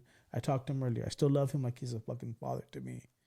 And if it wasn't for him being in my life, my piece of shit dad, when he was gone, my Uncle John, you know what he would do? Yeah, I'll give you a funny story. So I was partying with my friends. I was probably like 17, maybe 18 years old. And my parents were out of town because they were young parents. They're partying in Vegas or whatever. And we're partying at the household, having a big house party. And I'm hanging out with my friends. My friends are not the nicest men in the world. They're kind of piece of shitish guys, right? And one of them was talking shit to this girl because she's a torta or whatever. And he's telling her, bitch, you can smoke me pumpkins in your crotch. He's talking shit to this girl, right? Mm-hmm. And I'm laughing. And my uncle walks in. I'm just laughing. I'm not part of it. I'm just laughing. My uncle walks in and he grabs the back of my neck. He picks me up like a fucking rag doll and slams me against the fucking fence. Boom. Turns me around. He grabs me on my neck. And he goes, you think this is fucking funny? You think disrespecting women is fucking funny? This is a thing you do? And he looks at my friend and he goes, and you motherfucker, I had more respect for you than I have now because I thought you would be a better example for these young guys. And he's talking shit to my older homie who was making the jokes. And he's got me against the fence. And he looked at me and goes, you don't ever fucking respect a woman ever again in your life. You got it? And I'm in the air going, yeah, I'm good. And I'm like, I was just laughing though, you know what I mean? Like, but he lets me down. He goes, all right, we good? We said, all right, good, we good. All right, cool then. But that's what we're missing from society today is real men. And that's violence. That's a violence that begets what's really important. You know what I mean? Mm-hmm, right. So to say that like we got to extrapolate all the male shit from society is really silly. But to say that we need to really involve real men, the real men. Like I think your baby's daddy, I don't know him, but from what I know of him, and I've talked to him, he seems like a real man. Mm-hmm. You know what I'm saying? Like those are the kind of people we need in society today, you know? And we got to stop this whole idea of like attack of anything male. It's so crazy. Mr. Potato Head, let's talk about that. I thought I got really lucky, you know, that we had the relationship that we had and we had a child together, you know, cause she's amazing. But he's such a good father. He's a good man, right? Like and he's it's real man. Like I I had my own, we just recorded a Dad's Ain't Shit episode, and it was the first one that was like really heavy for us, because it was not about like single dads or, you know, dads that we know. It was about our father's story. And we had one of our friends on who has like a very unique story with her own dad. And then I shared mine, and mine was kind of crazy because I just found out, and I don't know if I told you, but I just found out a little more than a year ago that the man who raised me is not my biological father. And I found out through an ancestry, like the ancestry.com thing. We're going to do an episode on this because this is something subject I want to talk about quite crazy. And so I found out, number one, that I was not 100% Mexican, because I thought both my parents were from Mexico. So I'm half Salvadorian from my biological father's side. That makes crazy. sense, right? Yeah. Makes sense, right? It makes sense. And I had a lot of like quote unquote abandonment / daddy issues that I carried into the relationships I was in. And when my daughter's father and I split up, it was like, whatever it is that we were going through, I needed to figure out the quickest way to get over it so that it was not going to impact the relationship that my daughter had with her father, because that could easily happen. You know what I mean? Bitter Betties get upset and they take it out on, you know, the kids' Bitter relationship Betties. instead. And I was just not going to do that. So, you know, my daughter was with me, you know, our old schedule most of the week, the school week. And so he would call her every day, right? Like I would take a picture of her before she went to school and I would send it to our group text, and he would call her on the way to school before COVID, and he would tell her like how pretty she looked. I know I really like the way you did your hair today, or, you know, I like what you're wearing or whatever. And I just remember thinking like those little things, I just like, I would have like moments and I was just like, wow, I picked the right guy to have a kid with, right? Yeah. You know, not that I like picked him, but you know, but just because it was like those little things, that's always going to secure her in knowing that like, this is how I should be treated. This is how, you know, this is what a good man is. You know what I mean? I want, you know, this is what I want and things like that. And I think that it starts from a very early age. And so it's almost like setting her up for success. Now, mind you, kids are going to grow up to be whatever it is they're going to be. But at least we could say from that aspect of it, he's got that shit on lock. He's teaching her what it's like for a little girl to be loved by a man. Much. I mean, she just know. I remember on her this last year for her birthday a couple months ago, she was with me that night or the night before. And he posted on Instagram about her. And then I posted, and then so she was like, she has like her own TikTok where she does like little dances and stuff. And so she's just now starting to realize like social media. And so she was like, can I see it? Can I read it when you're done posting it? And I was like, yeah. So I showed it to her, and she like scrolled through all the pictures I posted and then read the caption. And then she's like, can I see my dad's? Because my dad posted. And I said, yeah. And I said, let me show you. So I pulled it up, and she just started crying. Aww. And then she was just like, I didn't know how much you guys loved me. And I was like, what? And she was just like, you guys just love me so much. And then she like wanted to call her dad and like tell her dad. And I was just like, that's so like, it was really endearing. And that's all that matters. Yeah. That's all that matters. And like so important. So if she does grow up and have daddy issues, it's not because of him. So I don't know what's going on there. No. I guess what I was saying is that all that matters, like, is people don't realize like the yin and the yang when it comes to relationships or raising kids is everything. Like he's everything to her, right? Where a mother could be everything to her son. Yeah. Yeah. And so like I always tell people like that's one thing that says about my kid's situation is that he didn't have that. You know what I mean? I had my mom. Like my dad was a piece of shit. So when I talk to him, I'm like, Papa, like when I describe things to him, is I've always told him a few things. One thing is like, we're not going to be mad. We're not going to grow up and be angry at the situation. The situation is what it is. But I want you to understand something like, if anyone could understand your situation, it's me, because at the same age you went through it, I did too, but it was my father, not my mother. So I cannot 100% understand what you're going through, but I can understand a lot of it. You know what I mean? But I really do believe that young boys need their mothers and young girls need their fathers. And for us to make this whole kind of us versus them or female versus male and all this shit, it's so stupid. At the end of the day, when it comes to raising kids, it's all about the natural thing to do. And the natural thing to do is little boys to be raised by their moms to be loved and coddled. And there's books, by the way, I've read. There's books back here. I can pull them out. Well, there's many books that say like between the ages of like born until like 5 or 6 years old, little boys need their mom. They need their mom. They need to be held and hugged and told that it's going to be okay and we love you. And then after a certain point, moms need to back the fuck up and let fathers let that motherfucker fly off a hill and break his neck. You know what I mean? Like, no. There's a whole science behind this. You know what I mean? And there's a whole thing about like little girls need their fathers. And they need their fathers their entire life pretty much. You know what I mean? They do. Facts. Facts. They need their fathers their entire life pretty much. Because they need their fathers to teach them what a real man is like. A man that's going to respect them. A man that's going to love them. And a man that will put his life on the line for them if he had to. You know, for his family and for them. And so, like, we love to talk about the whole, I can do it on my own. I've been doing it on my own for years. Right. But so back to your original question is if I could do it again, I would not negate my feelings or my needs, rather. Because I feel like if me and my son, in the very first podcast we did on this podcast, if you listen to it, we talk about it. He goes, yeah, you're right. Me and my son talk about it. And I said, look, had I involved the women in our life, it probably would have been much better. Because I was suffering too. You know? I was suffering maybe even more than my child because he doesn't even know the bear of weight that I was carrying. Isn't it like a light switch? Like I had to be on. You know what I mean? When my daughter was with me, everything that I was feeling, going through, it all had to get put in the closet. Right. And I had to be mom 100%. Sometimes I feel like this is when I went through like my really like deepest and darkest depression. When she would leave, it was like light switch right back on, where all those feelings flooded back. And I had 3.5 days to deal with it before she came back. Right. You know, and it was like, I was a mess.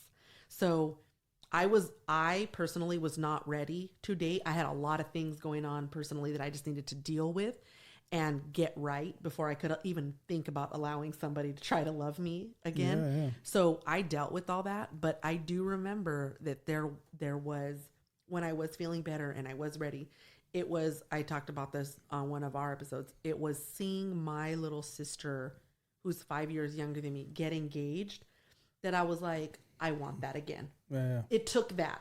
So have you ever had that? I know 8 years, you know what I mean? And have you ever had something that kind of wanted you, like in yourself, thought like, oh, I'm going to put myself back on the market and it to be real? So for sure. And I tried. So again, I was not. You said for sure. Now your DMs are going to be flooded. He's ready, girl. No. But ready, set, go.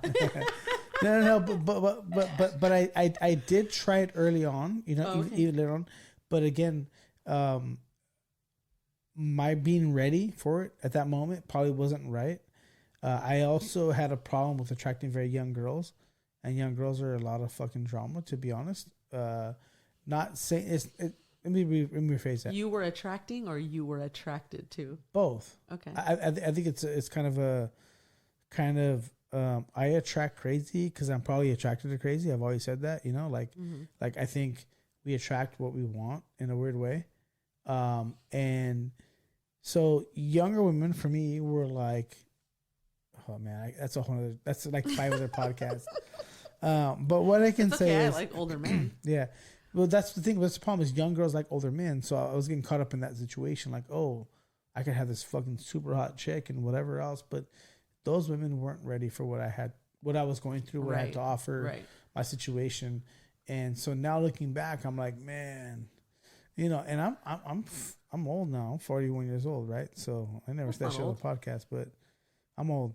But back then, even like 3 years ago, you know, I mean, these are girls in their 20s, like throwing themselves at you and like, you know, man, like, hey, what's up? Hey, girl. Hey, you know. But again, the reality is, to me, I learned very quickly that like, that's not what I need in my life. Mm-hmm. Like it's tough, and it sucks because I can tell women that women in my DMs, for instance, I can tell them fucking 100 times like, I'm just young girls. I'm not going to do it for me. Not going to do it for me. And they'll be persistent. And I'm like, they're not going to do it for me. Like, and they'll be persistent. And I'll be like, dude, like I've been there before and I cannot do that again. I'm not saying like all young women are bad by any means, but like clean a toilet. Can you cook a turkey? Yeah, I'm not saying that by any means, and I'm not really saying like anything bad because I'm sure there's a lot of young women who are super ready to fucking go, and if I find one of those, I'm good. You know what I mean? But I've had to learn that like I have to pick and choose in my life. Like I feel like I have a lot to offer in life, and people. This is one thing people always ask me, like, why are you so single? Because I'm picky as fuck. I'm picky. Oh, you got Tamiko issues. Yeah, I'm picky as fuck. I have a lot to offer. You know what I mean? I'm 41 years old. I own 2 homes. I have an amazing fucking career. You know what I mean? I've been a full-time single father for over 8 years now. Like, there's just all these things I have to offer. Like, people are like, well, you know, what are you going to bring to the table? Motherfucker, I'm going to bring the table and another table I bought, and I'm going to build that motherfucker. And a backup table. What are you going to bring to the table? And the other you know house that everything sits in, too. Yeah, exactly. and what are you going to bring to the table? You know what I mean? So okay, so I have talked about this not your IKEA furniture. Exactly, right? Not exactly what you're saying, but very similar. So not only was I not ready to put myself out there and to actually like date and like the possibility of like something real, but when I was, then I found I went through a whole year of, oh, I have all these boxes because I'm the shit. I'm bringing the table. I built the table. Do you know what I mean? That table's got a 20-year warranty. You know what I mean? So it's like all of that. I had all these boxes. She took the warranty out there. Shut the fuck up. All of these boxes were I was limiting myself. And it was like the minute it was so true. The minute I kind of was like, you know what? Fuck these fucking boxes. Like, I'm not a box. Like, they're not a box. I'm just going to whatever. I met my current boyfriend. Right. And he was lucky if he checked one of those boxes. But he was also that's what I say, he's also a lot different than what you were used to, though. And it was that I was like, oh, I don't have to pretend I'm really happy. Like, what? I was so busy trying to control what I deserved and what was going to come next that it was like the minute I let my guard down, it just happened. And I'm not saying that's going to happen with everybody, but it really did. And people told me that it was going to happen that way. It's like and a Mexican fucking notebook over here. But it was, he's younger than me. Never dated anybody, not even my age. I always date older. I like zaddies. Zaddies. Yes. Hey. Oh, no, you're still too young. You're still too young. No, I'm still 40, I'm 41. No. What the fuck? 45 I'm zaddy material like a motherfucker. I'm 35. So, but like 40 to 45, that's my go-to. Hey. And so younger than me, you know what I mean? Again, not probably career level where I was at the time when I met him. You know what I mean? Didn't live on his own, like just a lot of different things, no kids, like it was a lot. And it was like, oh my God, I can actually be happy with somebody like this. And it was because he's not a bad guy. He's, you know what I mean? And it was everything that I didn't know that I wanted and that I was really should have been looking for. So, but you also have to be ready. You can't force it. So 100%. Whether it's 8 years or another 2 years or another freaking 4 years, like 100%. It is what it is. But I wait for Canada's booty to be ready. Next topic. I was only kidding. You gotta move to Cancun and get on that tan. We have to talk about our booty every podcast. I'm just saying. It's just saying. Like Candace's ass all the time. All the time. No, you're right though. You're absolutely right. You can't. Do you put yourself out there? Do you do online dating?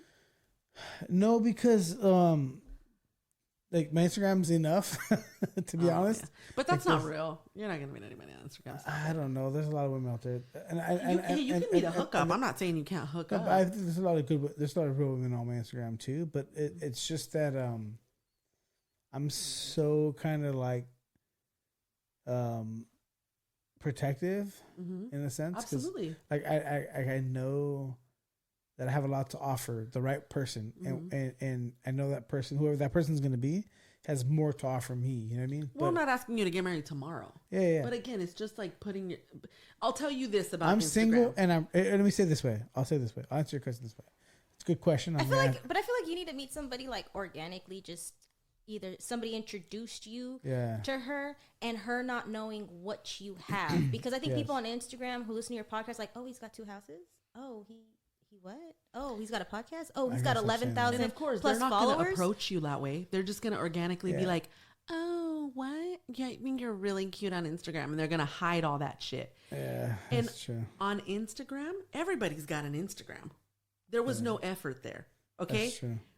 With online dating, with coming up to you at a bar, at the grocery store, at confession, whatever. You know what I mean? There's effort there. Like, so that also sees that there's that initial, like, I'm trying to match you with that. On Instagram, you got somebody brave in your DMs. That's it. For sure. I just think that for me, I'm just going to be super conservative until I find like that right connection. I mean, by the way, the connection comes from anywhere, to be honest.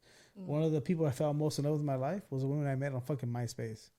You know what I mean? So like you can totally fall in love with somebody and be absolutely head over heels. I'm open to anything. I'm just very guarded in what that means because I don't know today what that means. Like tomorrow could be different than it is today, but I'm definitely open. So and the one thing I want to say is that like a lot of I get this fucking question and I hope I can answer it now, and I'm gonna replay this for every time some fucking woman asks me this again. Soundbite. Yeah, soundbite, 100% soundbite. I'm gonna fucking play this a million times. I get asked often, well, why are you single? I'm going to explain to why I'm single. Because for the last 8 years of my life, when I got full custody of my fucking son, it was a very terrible, horrible situation. He was in a bad place. And I decided to put my fucking day in life on hold. Mm-hmm. You had to get your son right before you can get right. Yeah, well, I decided my day in life was not important, but his life was. And so I had to find a way to get him to a healthier, better place. That's extremely valid. Yeah, and I spent years doing that. But I also feel like, why do you care why somebody has been Wait, so let me single finish. for so long? I'm trying to do a soundbite here. Oh, sorry. My bad. You fucked it my up. Bad. Again, so back to it. Here we go. Role play. Take 2. So I spent years of my life getting my son to a healthy place, being the father that I think he needed, you know what I mean? And it was a rough road. It's been the roughest road of both of our lives. And now he's at that place. He's doing good. He's thriving. He's about to be 18 years old. And guess what? Now daddy gets to have a life. So daddy gets to date again. Daddy gets to have a life again. And I'm looking forward to that. And that's why young women aren't necessarily an option for me, because I'm not trying to have any more kids. Like, I want to fucking live my life and find the person I want to roll with. Yeah, but you can meet somebody my age who still wants kids. Let me see that booty. No, sorry, you can't. See? Yeah, Candace still wants like 4 kids. No, I don't. See? She's fucking complexion for the connection. See? No, but I mean, Candace is old as fuck. Let's just say, this is a fucking form of racism, right? A form of racism? Yeah. Because she's not. Oh, I got complexion for the connection. See? Candace doesn't really have a type. Yes, she does. I used to only date douchebags. Your type was douchebag. I'm just kidding. She's not playing with a douchebag. You're gonna treat me like shit. Sign me up. I'm just kidding. Candace is fucking awesome. By the way, I'm not trying to fuck Candace. I'm just playing with her. She's awesome. I mean, I would if I could. But I mean, I'm in a throuple with her. I know. Yeah. No, just kidding. Nah, I'm just kidding. She's dope. I'm just kidding. Oh my god.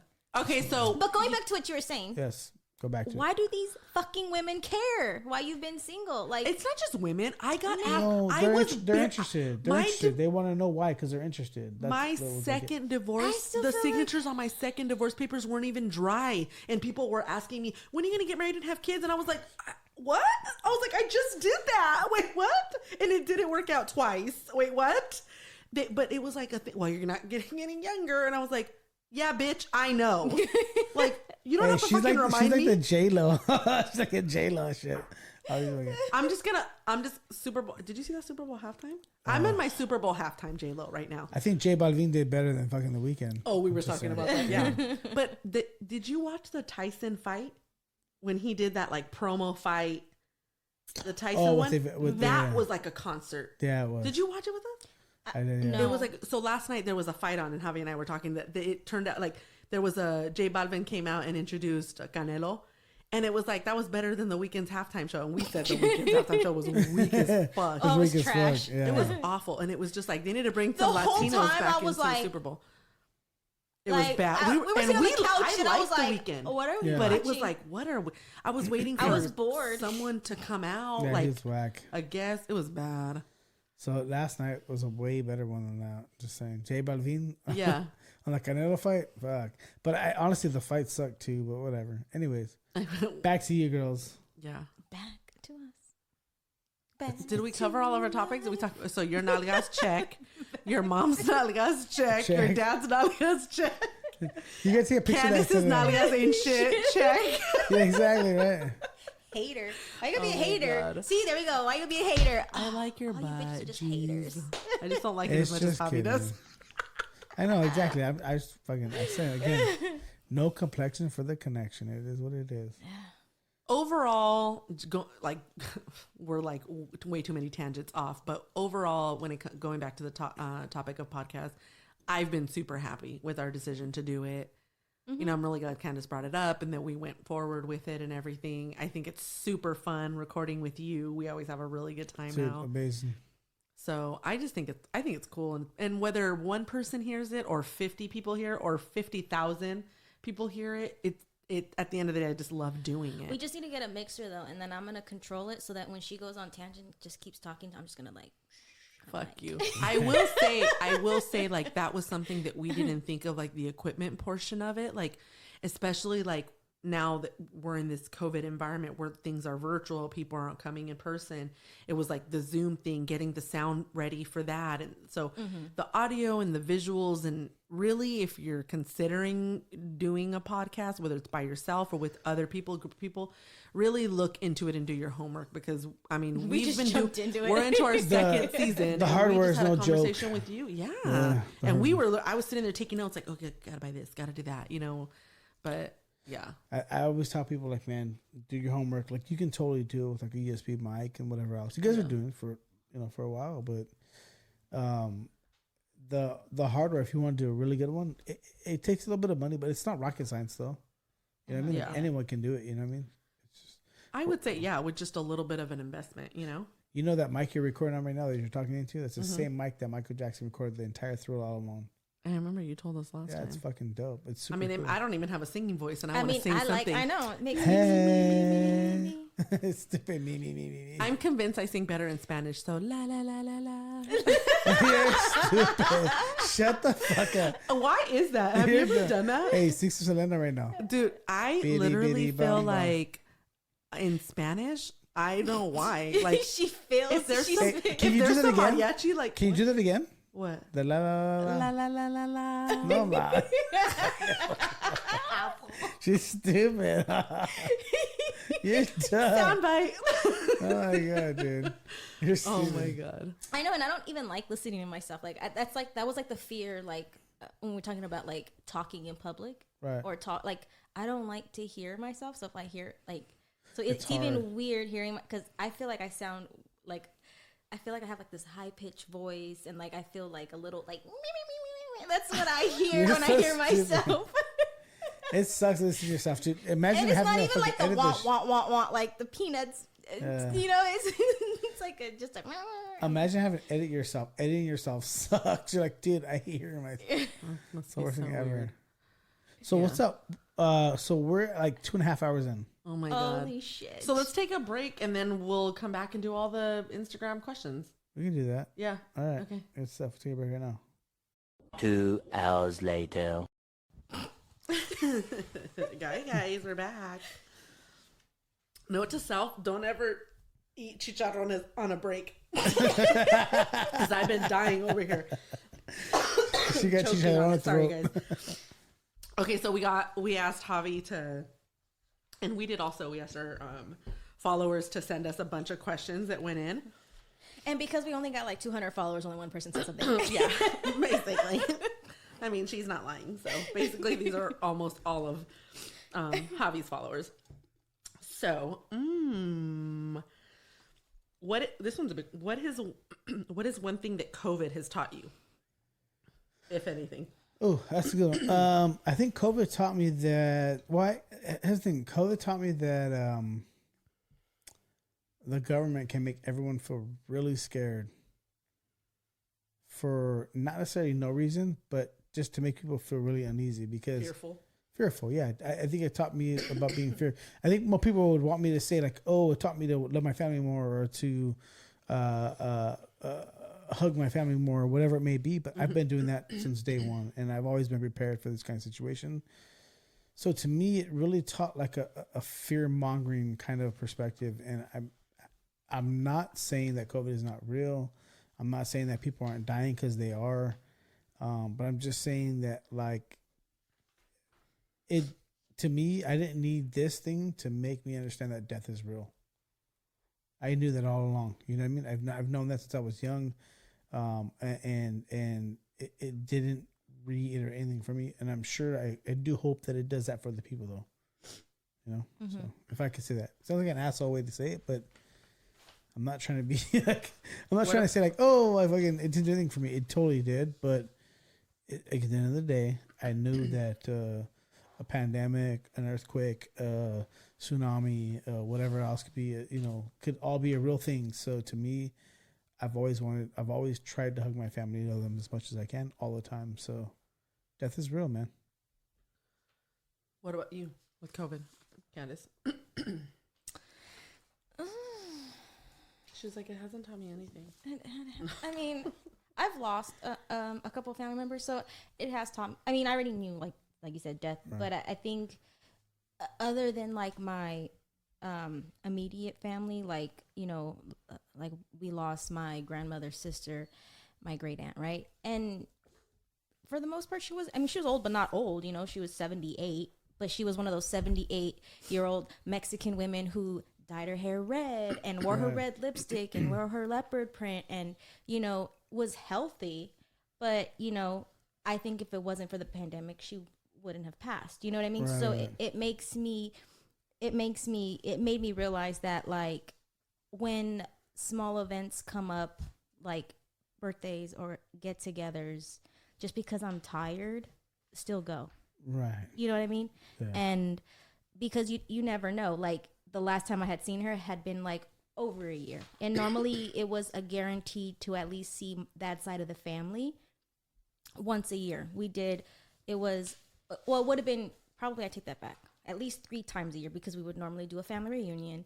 We would normally do every year in the summer, they would always get together and pretty much like, it was a way of getting all the family together, but also they'd go to mass and do like prayers for those who have passed in the family, like cousins, other uncles, and stuff like that, and then go back to a family member's house and pretty much barbecue and hang out, and then we all would celebrate 2 weeks before Christmas, because normally Christmas and Christmas Eve you split between your husband and wife, so.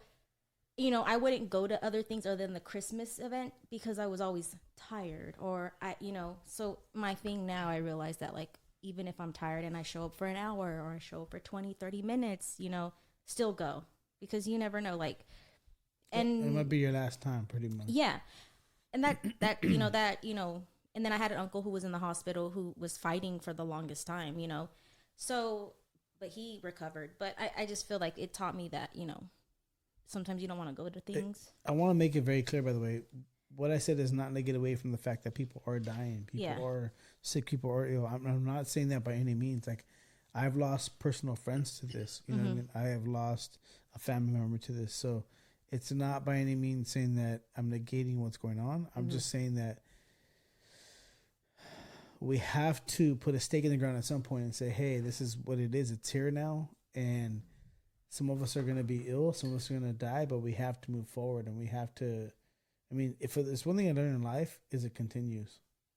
And not live in fear. Because I feel like that's happened. It happened to me. I got sick over the holidays. But you got really sick, and I had like major, I had every single symptom. Like, talk about how sick you got. Because see, people always come to me like, oh, it's not, again, I got to stop listening to followers. No, I wish. But people come to me like, fucking, hey, it's no fucking big deal. It's no whatever. Nothing. I had 7 days. So I got sick a few days before Christmas. By the time it was Christmas Day, obviously my daughter was staying with her dad.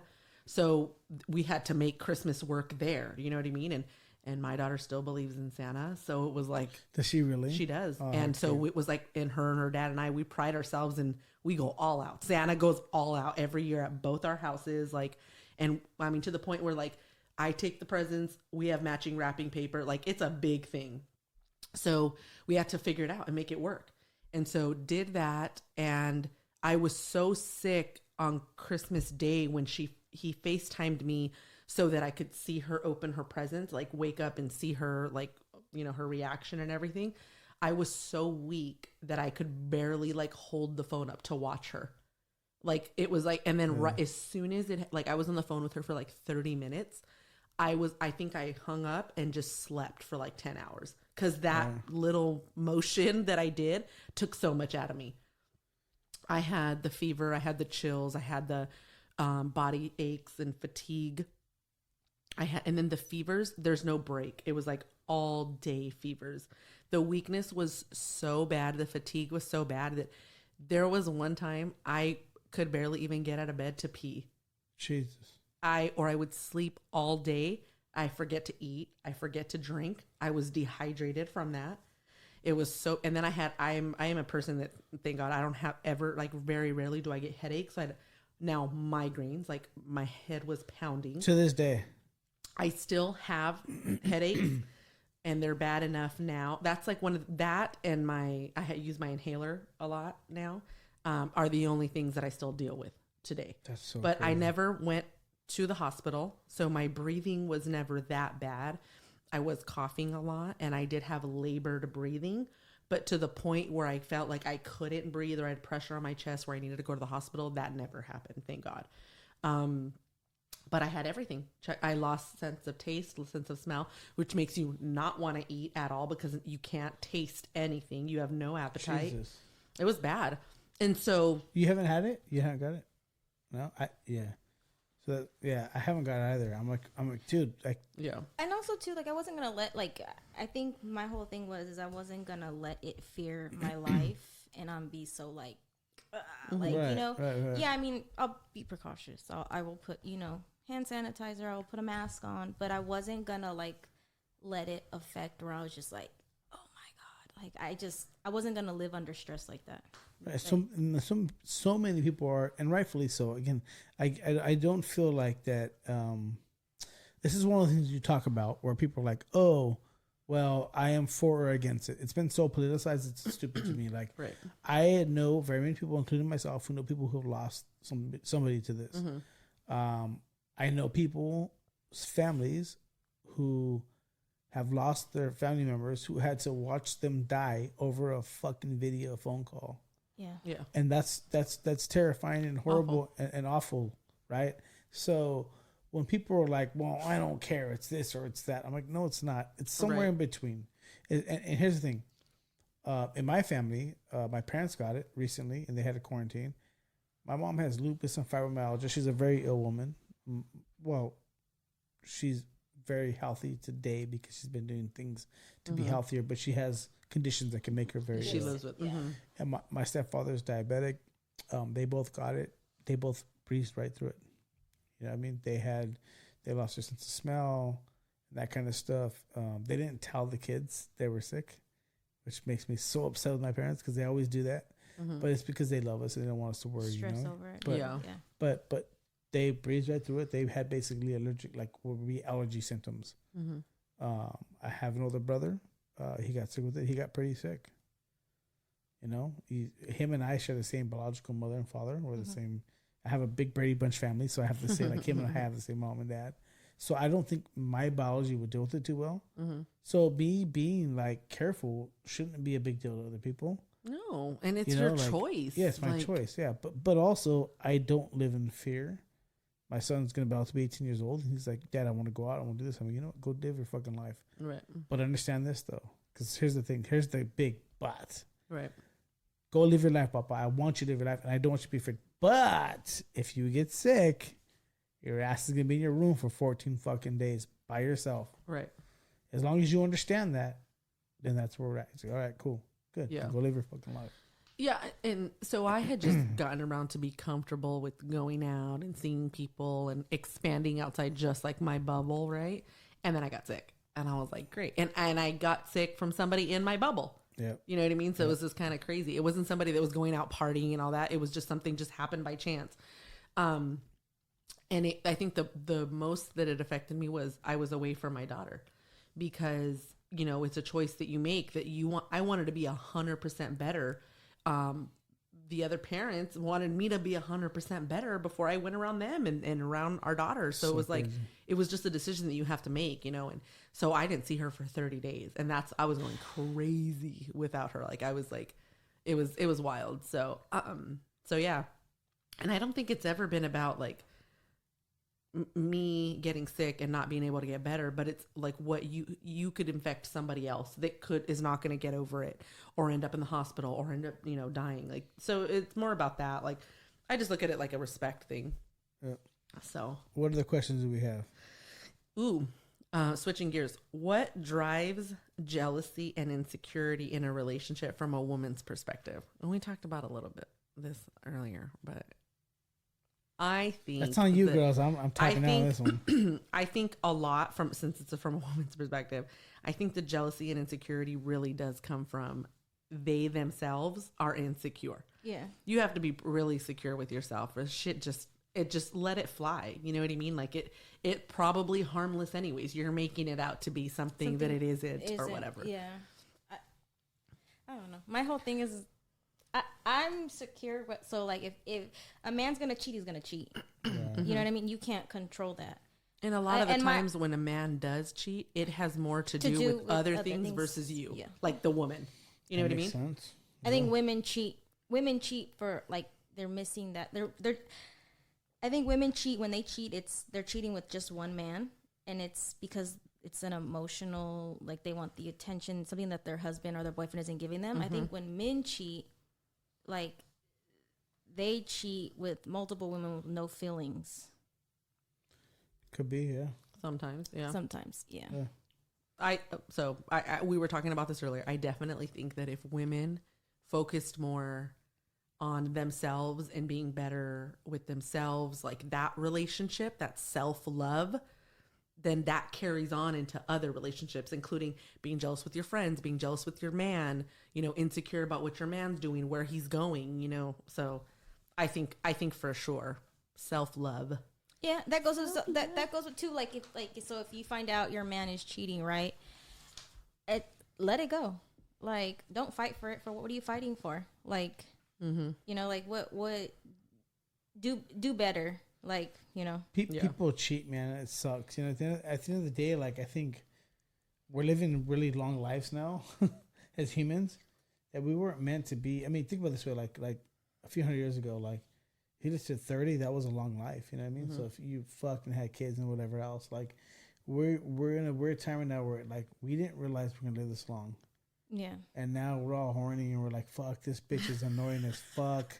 I've been married to her for 20 years since I was 13, you know what I mean? Like, and people are like, it's just a weird time, you know?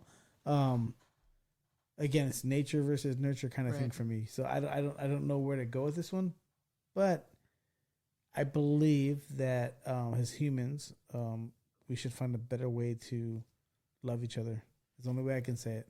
My parents have, and when I say my parents, I should clarify. It's so my dad and my stepmom, they have been together since they were pretty young.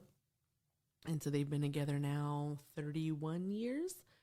And I think it's amazing how much they're still in love, and they're still like little kids all over each other and stuff. Cute, like, man. It's like super cute. And recently I've gotten into a lot of conversations with my stepmom where I ask her, like, how did you do it? Like, when, and she was like, it was not easy.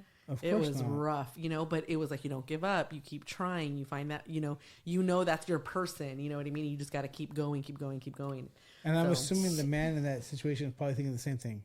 It was fucking not easy. My dad is super easygoing, like, you know, very complicated at all. He's like very black and white. But I'm saying in his mind, he probably would be thinking the same thing. Like, he's obsessed with my mom. This bitch is so crazy, but I love her. You know, what I'm saying. What I'm saying is that it goes both ways. You want to know? Just to throw something out there. The number one thing that bothers me the most that I see on social media is people who are like, "It's our anniversary. Oh my God!" Let's just say her name's Maria and Doug. Doug. Oh my, a white man. Oh my God, Doug, I love you so much. We've gone through this thing for so many years. It's been such an up and down road. It's been so tough. I don't even know how I climbed that mountain, but we've climbed it together, and we're here now. And I love you, and this whatever is very else. Specific, Maria and Doug out there. No, but this is a common thing I hear, right? Like it's been such a challenge, and our challenge fucking sucks. But here we are, and I'm glad that we're here together, and I'm glad that we're holding hands together. I'm like, bitch. Why are you fucking screaming to the high mountains of all the wolves out there about how horrible your relationship is?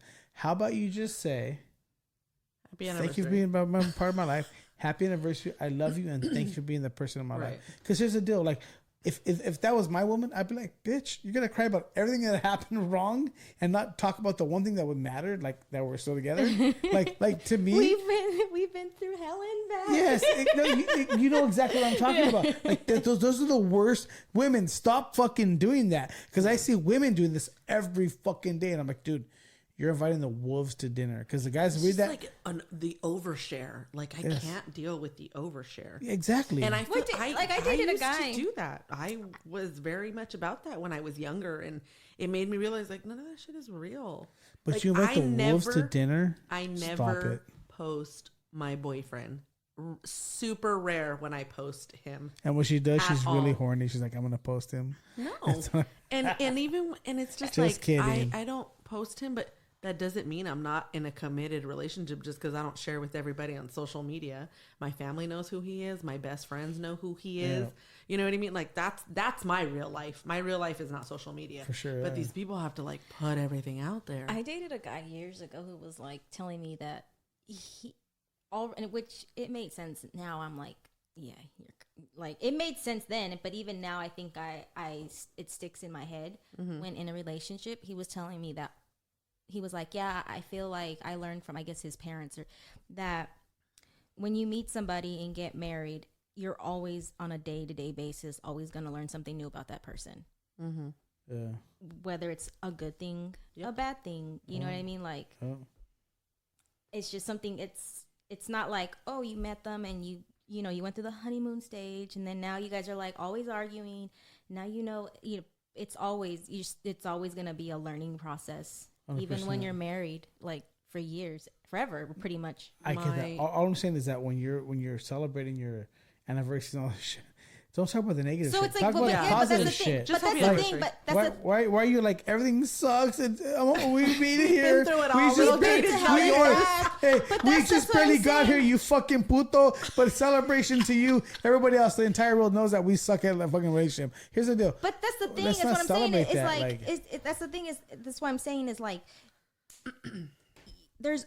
Relationships are never gonna be easy. If you sit here and tell me like, oh, we have the best, we never fight, fucking liar, shut the fuck up. Who are you fooling? True. Nobody but yourself, because you're not fooling me. That's like when people put shit out there that's just like nobody needs to talk about that. Like, just keep it to yourself. That's between you and your partner. Exactly my point. But you're putting when you say shit like what I was saying, you're putting your entire miserable relationship out there. Yeah. Yes. So what I'm saying is like, here. We all know relationships can be tough. We all know you're gonna get smacked in the mouth twice in your life. We all know like the relationships are fucking hard. They're really hard. But if you tell the entire world every time there's an anniversary that your relationship sucks, I guarantee you there's 5 dudes out there with a bigger dick than your man. They're gonna be in your shit. Yep. And both men and women. Like it's in other words, like I don't need to hear your sob story. Just tell me that you love this dude and you care about him, and that's all that matters. Not that your relationship went 5 different ways sideways, because we all know that happens. Relationships are fucking tough. Because people read that, the wolves, right? Yes, they read that and they keep it in their back pocket and they save it for when 100%. they need it.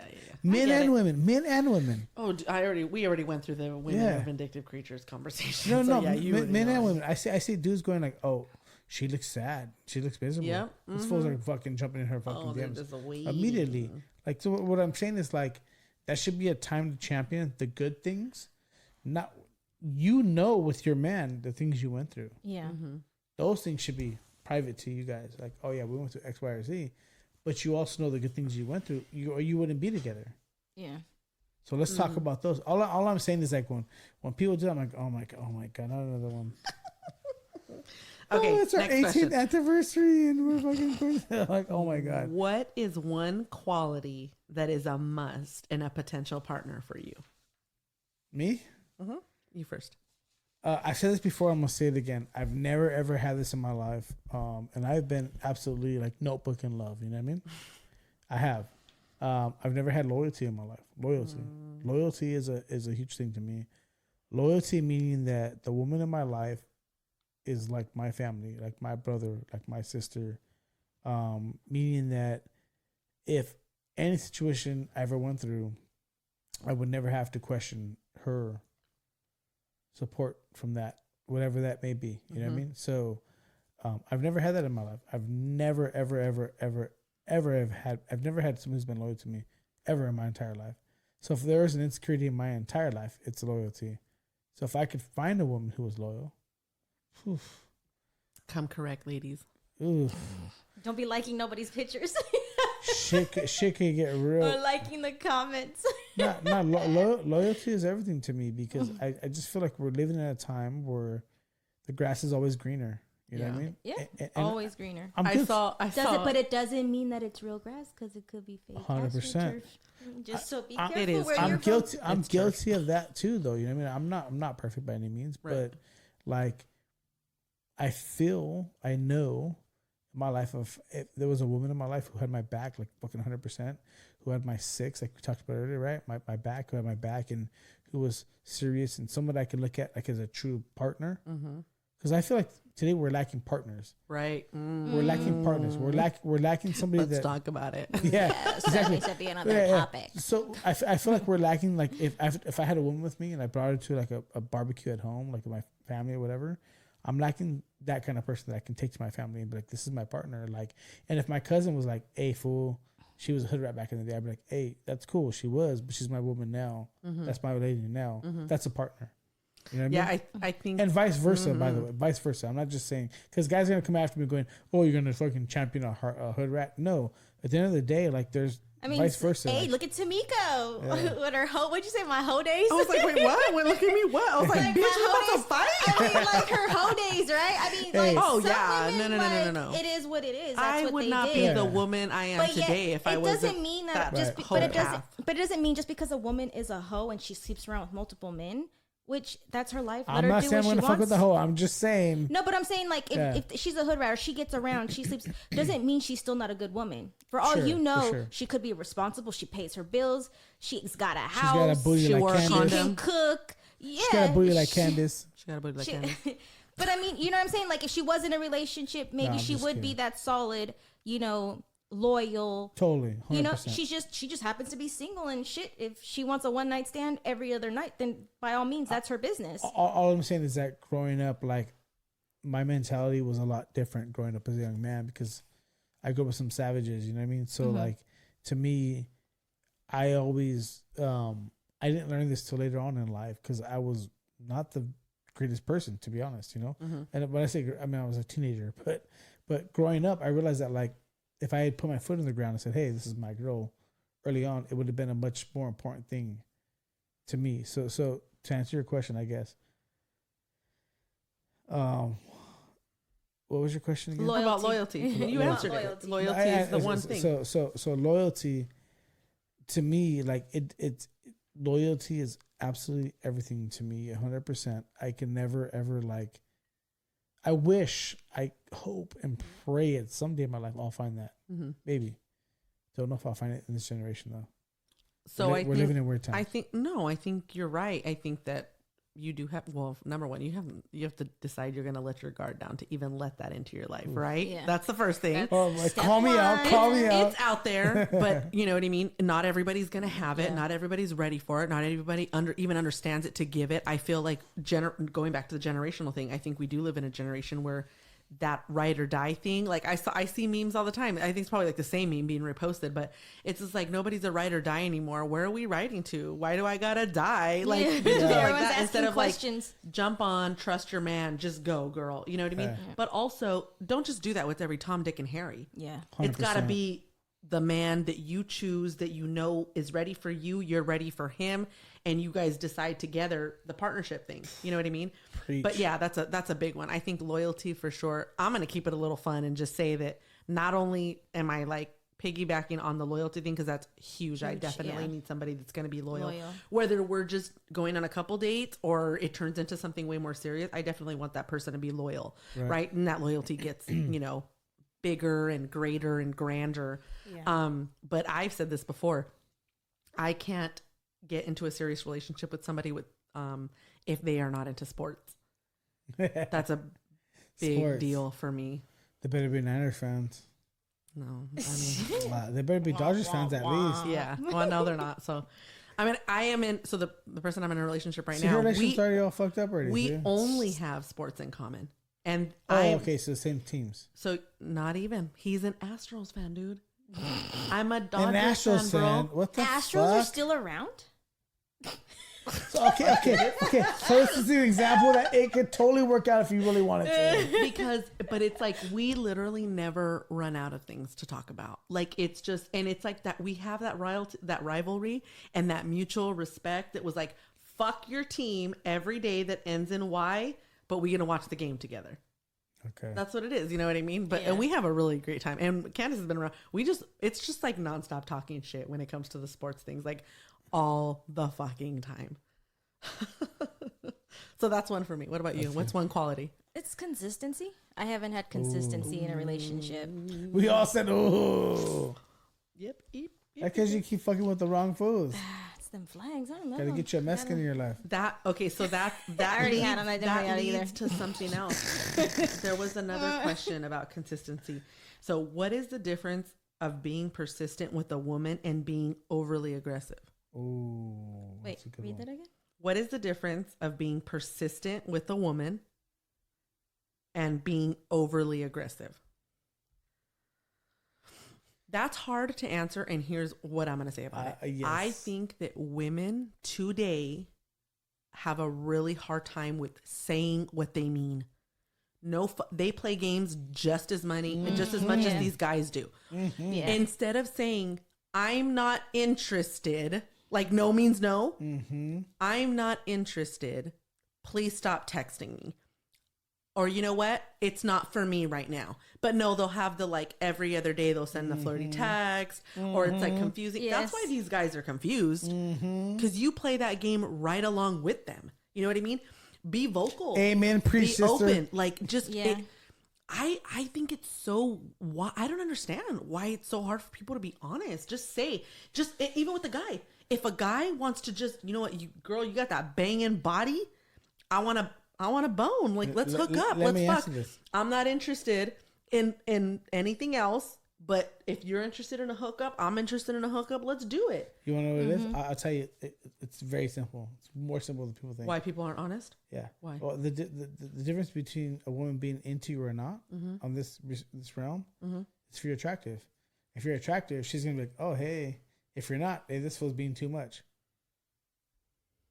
They'll feed into the like. It's really what it boils down to.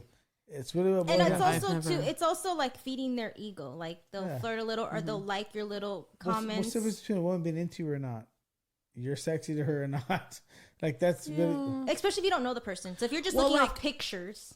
Well, like some women, there's memes going on about this right now. There's so many women that they're into the one guy that's not into them. They're attracted to that. To the douchebag, to the bad guy. But all the other guys have good jobs. Maybe they're a good dad to their kids. They're checking all the other boxes you're not interested in because they're giving you the time of day. You want the challenge. Yep. Those women want the challenge. So they want to go after the guy that doesn't text them back for 10 hours. You know what I mean? Big facts. Yeah. But I think that wouldn't even be a question if women and men just said what they meant. If they just challenge, do it, people. Just frickin' do it. But is that a reality though? Can men really go to a woman and talk to her the way he man? Because I don't think a man can go to a woman and talk to a woman the way he really thinks. Because they're like, you sick fucking fuck. Here's the thing: if you're gonna dish it, you gotta take it. So if you're inviting that truth, be ready for what that person's gonna say. That was very hard for the relationship that I'm in. my boyfriend says, he's like, you're a unicorn. Not everybody is as honest as you are. And it takes him a minute to adjust to that honesty. And even sometimes when I ask him questions and he's like, are you really asking me that? Like, I don't know. What? Girls never ask me that. Like, you want me to answer? And I'm like, I want you to answer truthfully. Like, tell me. And then he sees that he does share with me and I'm open to that response. Even if it's not what's in my mind, just be open to it. You know what I mean? Makes sense. Not everybody has to think exactly like you. You know what I mean? Makes sense. Yeah, totally. Candace, your thoughts? No, She's like, whatever. For everything Tamiko said. Yeah. Okay, thanks. Bye. She talks for me. Stupid. Shut up. Ooh, this is a big one. Oh, first of all, shout out to Jaime. Nike or Adidas? I'm going to start rapping my Adidas. Super deep one. This is a deep one. I guess either or, depending on what I'm wearing. Like fucking Adidas. All the way. Really? I used to be Nike, but honestly, Adidas are way more comfy. And I feel like now they're way more stylish. Really? All about the Adidas. Mm-hmm. I rock my Nikes till I die. I have Nikes and they're comfy, but they're just not. I can be in Adidas all day long. I don't have a lot of Nikes. I tend to buy a lot of Adidas, but I'm not gonna lie, I like Pumas, so that's not even. She's old school. Sorry. She's a Puma. She's old school. That, and if I could buy me some Wallabies all the time. Well, let me talk about. I don't understand what this is. Maybe you know what. There's a backstory here. Is the term torta gonna get canceled? Oh yeah, because torta's like making fun of chubby girls apparently. So everything's getting canceled, right? Like you saw Mr. Potato Head's getting canceled, right? Uh huh. So the whole, I saw that. Okay, so the whole idea is like everything's getting canceled. Like Aunt Jemima got canceled. Fucking Uncle Ben's rice is next. It is for Come real, on, right? dude. Come on, we're getting weird. So the whole idea is torta. Like, so okay, here's the deal. But I think see again, that's just somebody's opinion of identifying that as a negative. Yeah. A torta is thick and juicy and full of good meat. Amen. Like what? Amen. And they're juicy. I'm only going to squirt. If it's on the menu, I'm ordering it, and you should too. Hey, just like, I mean, like people be like, oh, I don't like being a muffin top, but hey, some people like muffin tops. I mean, they that's the only part of the muffin they like. It if it's got blueberry. The thing about torta, to be honest, here's something. I'm gonna clear some shit up right now on the very end of this podcast. So, the whole torta thing was like when I was younger, I liked Latinas and thicker women. Like it would not. Thick women back then was not like gorditas today. It's a whole different thing. You know what I mean? Mm-hmm. Like it's just it. So people are like, "Oh my God, you like fat girls?" I'm like, I like voluptuous women. Sure, yes, but people are like asking me like, "What's your actual preference?" Like, do you like fat women or skinny women? And women were starting to get really upset about this. By the way, I've had tortas, quote unquote, thick women, message me upset. Because I was like, "Hey, good for you," to a skinny woman. Like, hey, here's the deal. At the end of the day, so you're supposed to be anti-skinny. Yes, I'm attracted to attractive women. It's not just thick women. You know what I mean? But you do have like a preference. Like you like if you had two identical women that were attractive and looked, say twins, right? And one was skinny and one was thick. I don't know if I can give you that answer because I like women. Like I like, to me.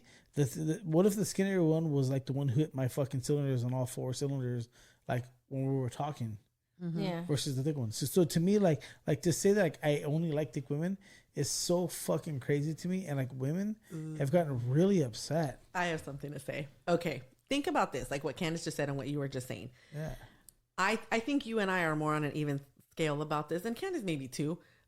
I am so much more attracted to other than like looks. Right. And so like it is, I think that there's this like pretty syndrome out there. Not to say that like pretty people or people that are good looking cannot have good personalities. Right. But for the most part, when they are like model standard, handsome or beautiful, when they've got that going on for them, a lot of the times, not all the time, a lot of the times they do not have to rely on anything else. 100%. So there is like nothing there. So you're you're fucking a question mark. That's what's happening. Yep. I mean, it's a good looking question mark, but it's still a question mark. You know, it's got nothing inside. It's empty. It's a hole. Like, and I think that I have done the legwork. You can very easily go out with a good looking guy but there's nothing there, versus somebody who's maybe not to that standard of good looking. And again, to each their own, cause whatever, but then you have that amazing conversation and connection that now they are 10 times more attractive than that model type or whatever. Do you know what I mean? It's not about the weight to me or the whatever. People are like, I'm the same way. People are like, you only attracted to thick girls. And here's the thing, there's like really skinny pretty girls on Instagram. And I'm like, they get offended. Like, you're only attracted to, I was like, no, that's not what I'm saying. Like, the whole name, by the way, came about like as a joke amongst friends. It's just a moniker that you chose. And it was also a joke amongst friends. Like, because when I was younger, for sure, like in my late teens and early 20s, like, I used to like what was considered thick. Thick then back then now was like a normal woman today. Mm-hmm. So it's just weird, but. And no, ladies, the Kardashians are not thick. That is not thick. That is fake. That is not thick. That shit is bought. How are we going? So we had somebody. I don't see it on any of the questions that we had printed out, so I'm going to go back and just read it. But we both have a follower who reached out and had mentioned it to me, so that's why I kind of want to make sure that like collaborative followers, what's up? Hey, I want to make sure I get this right. Oh my god, I have to find it. Candace, let me see your necklace. I want to see that. I can't see it. Here we go. Okay, so a while back you had shared something on your Instagram. And so I'm going to read it and then we'll go into like the details of like her question. So you said, let's get out of the habit of telling people, well, that's still your mom. That's still your dad. That's still your brother. That's still your sister. Toxic is toxic, whether it's family or not. You're allowed to walk away from people who constantly hurt you. Yep. And so this person had brought up, and not going too much into detail, but I think she's got some younger siblings who maybe don't have a good relationship with one or both of the parents. And so she kind of has to be that like big sister and like tell them like you need to respect, you know. And I said, I was like, I more than agree with what Javi posted, because that normalcy of like, that's your dad, you got to respect him. That's your mom, you got to respect him. I feel like that only applies to children. When you get to the age where you are a active adult, meaning you do not live at home where your parents pay all or most of your bills, and you know you have a job and you're active adulting, right? You are allowed to choose who is in your life, and that includes the parents that birthed you. Yeah. If your parents want to act like assholes, you get to choose to give that back to them. That's the way I feel about it personally. So this whole like, and that's why I don't ever, you'll never hear me say blood is thicker than water. Because I have closer relationships with people that I have no blood relation to than I do with people that I'm blood related to. No, I agree with you 100%. I think that telling kids that you should respect your elders, or you need to, no, that's your tia, go hug them. That's your tia, go do this because I said so. It messes with kids in a not okay way where they think they have to deal with toxic behavior as an adult. But I think that's a weighted conversation. Or just because I think that there is there's a huge positive reality when it comes to giving back to society, teaching kids that there is a there's sort of a how do I say this? I think it's 100% okay to say that people in your life that are pieces of shit that are older than you, you shouldn't have to respect 100%. But I think it does get dangerous in saying that we shouldn't teach kids respect for the elders in our community. No. Not saying that at all. Does that make sense? Because I think kids absolutely need to have the respect. Yeah. Like I have that old school mentality about the respect your elders. Absolutely. 100%. But I also feel like, and of course it's like, you got to choose the age group, right? Because we're not talking about like 5-year-olds. We're talking about a little older, where kids start seeing toxic behavior, questioning it. Yes. You know what I mean? And then now they're questioning adults. So I just want to make that clear. No, of course. No, I totally understand. My daughter's father and I, we have a very open relationship with our daughter where she sees a lot of things that happen in our lives. And him and I have not had the best relationships with our own parents. And we talk about that all the time. So like we got into a really heavy conversation a couple of weeks ago. I shared it with Candace. And at the end of that conversation, it was about an hour long about things that we didn't even know we needed to talk about, but we did. And at the end of that conversation, it was very emotional. It was really heavy. He said to me, he's like, if our parents could see us now, because we are committed to doing what our parents could not. Right. At the end of the day, our daughter is smiling. If she's not, it's definitely not because of anything that we did, right? That's the way we feel about it. And so I feel like we have conversations with her all the time about what she sees other people doing to her parents.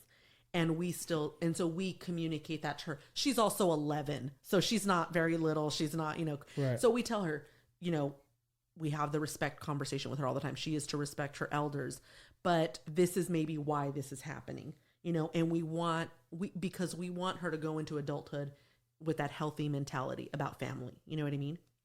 Because sometimes family is not healthy, right? It's definitely not healthy, for sure, 100%. Yeah. So no, totally. No, I get it. I guess. No, 100%. I totally agree.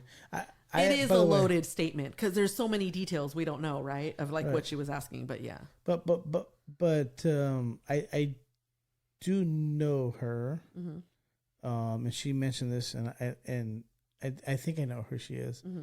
And she mentioned that her having to be there for like, her situation is really fucked right. up. It's a really entangled situation that only so many people can answer that question if you're coming from that. I mean, I do know, me personally, like when it comes to family members, like I have no problem with cutting anybody off because I have been fucked over in my life so many times that the only way that I could survive is by cutting people off. And I truly believe that when you cut the grass, the snakes will appear. You know what I mean? And that's not to say that like you shouldn't give people in life and whatever else a chance. But I've been fucked over, so I understand kind of where she's coming from. I hope I do, and I think that what she's saying is that like in her purview, she wants her brothers and sisters to respect her parents. Right.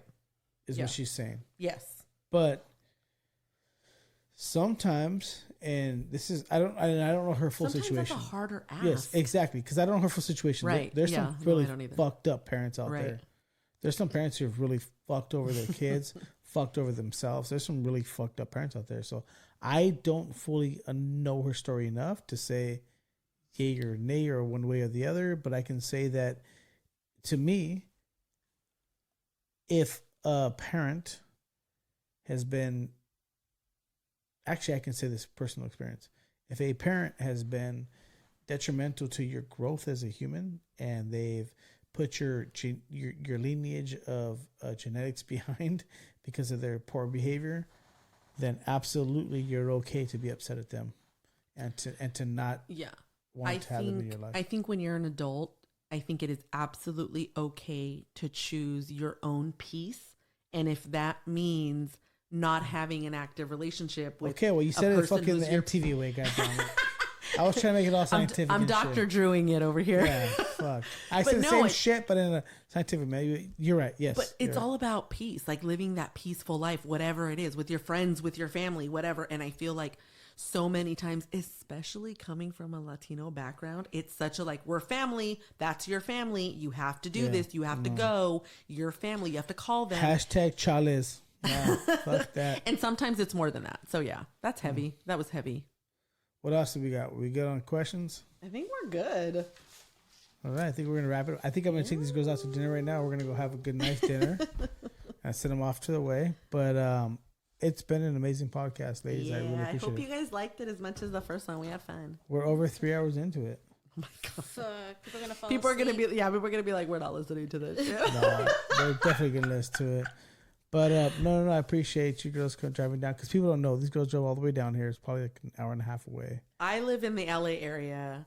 Yeah. Javi's in Ventura County. I live in LA County, and I'm in Lake Elsinore. Yeah. You're Riverside deep then, County. so you're like 2.5 hours away. Yeah. So she's got to drive to me, and then we drive to you. All right, we'll go have some dinner, and then just drive home. But well, thanks for having us.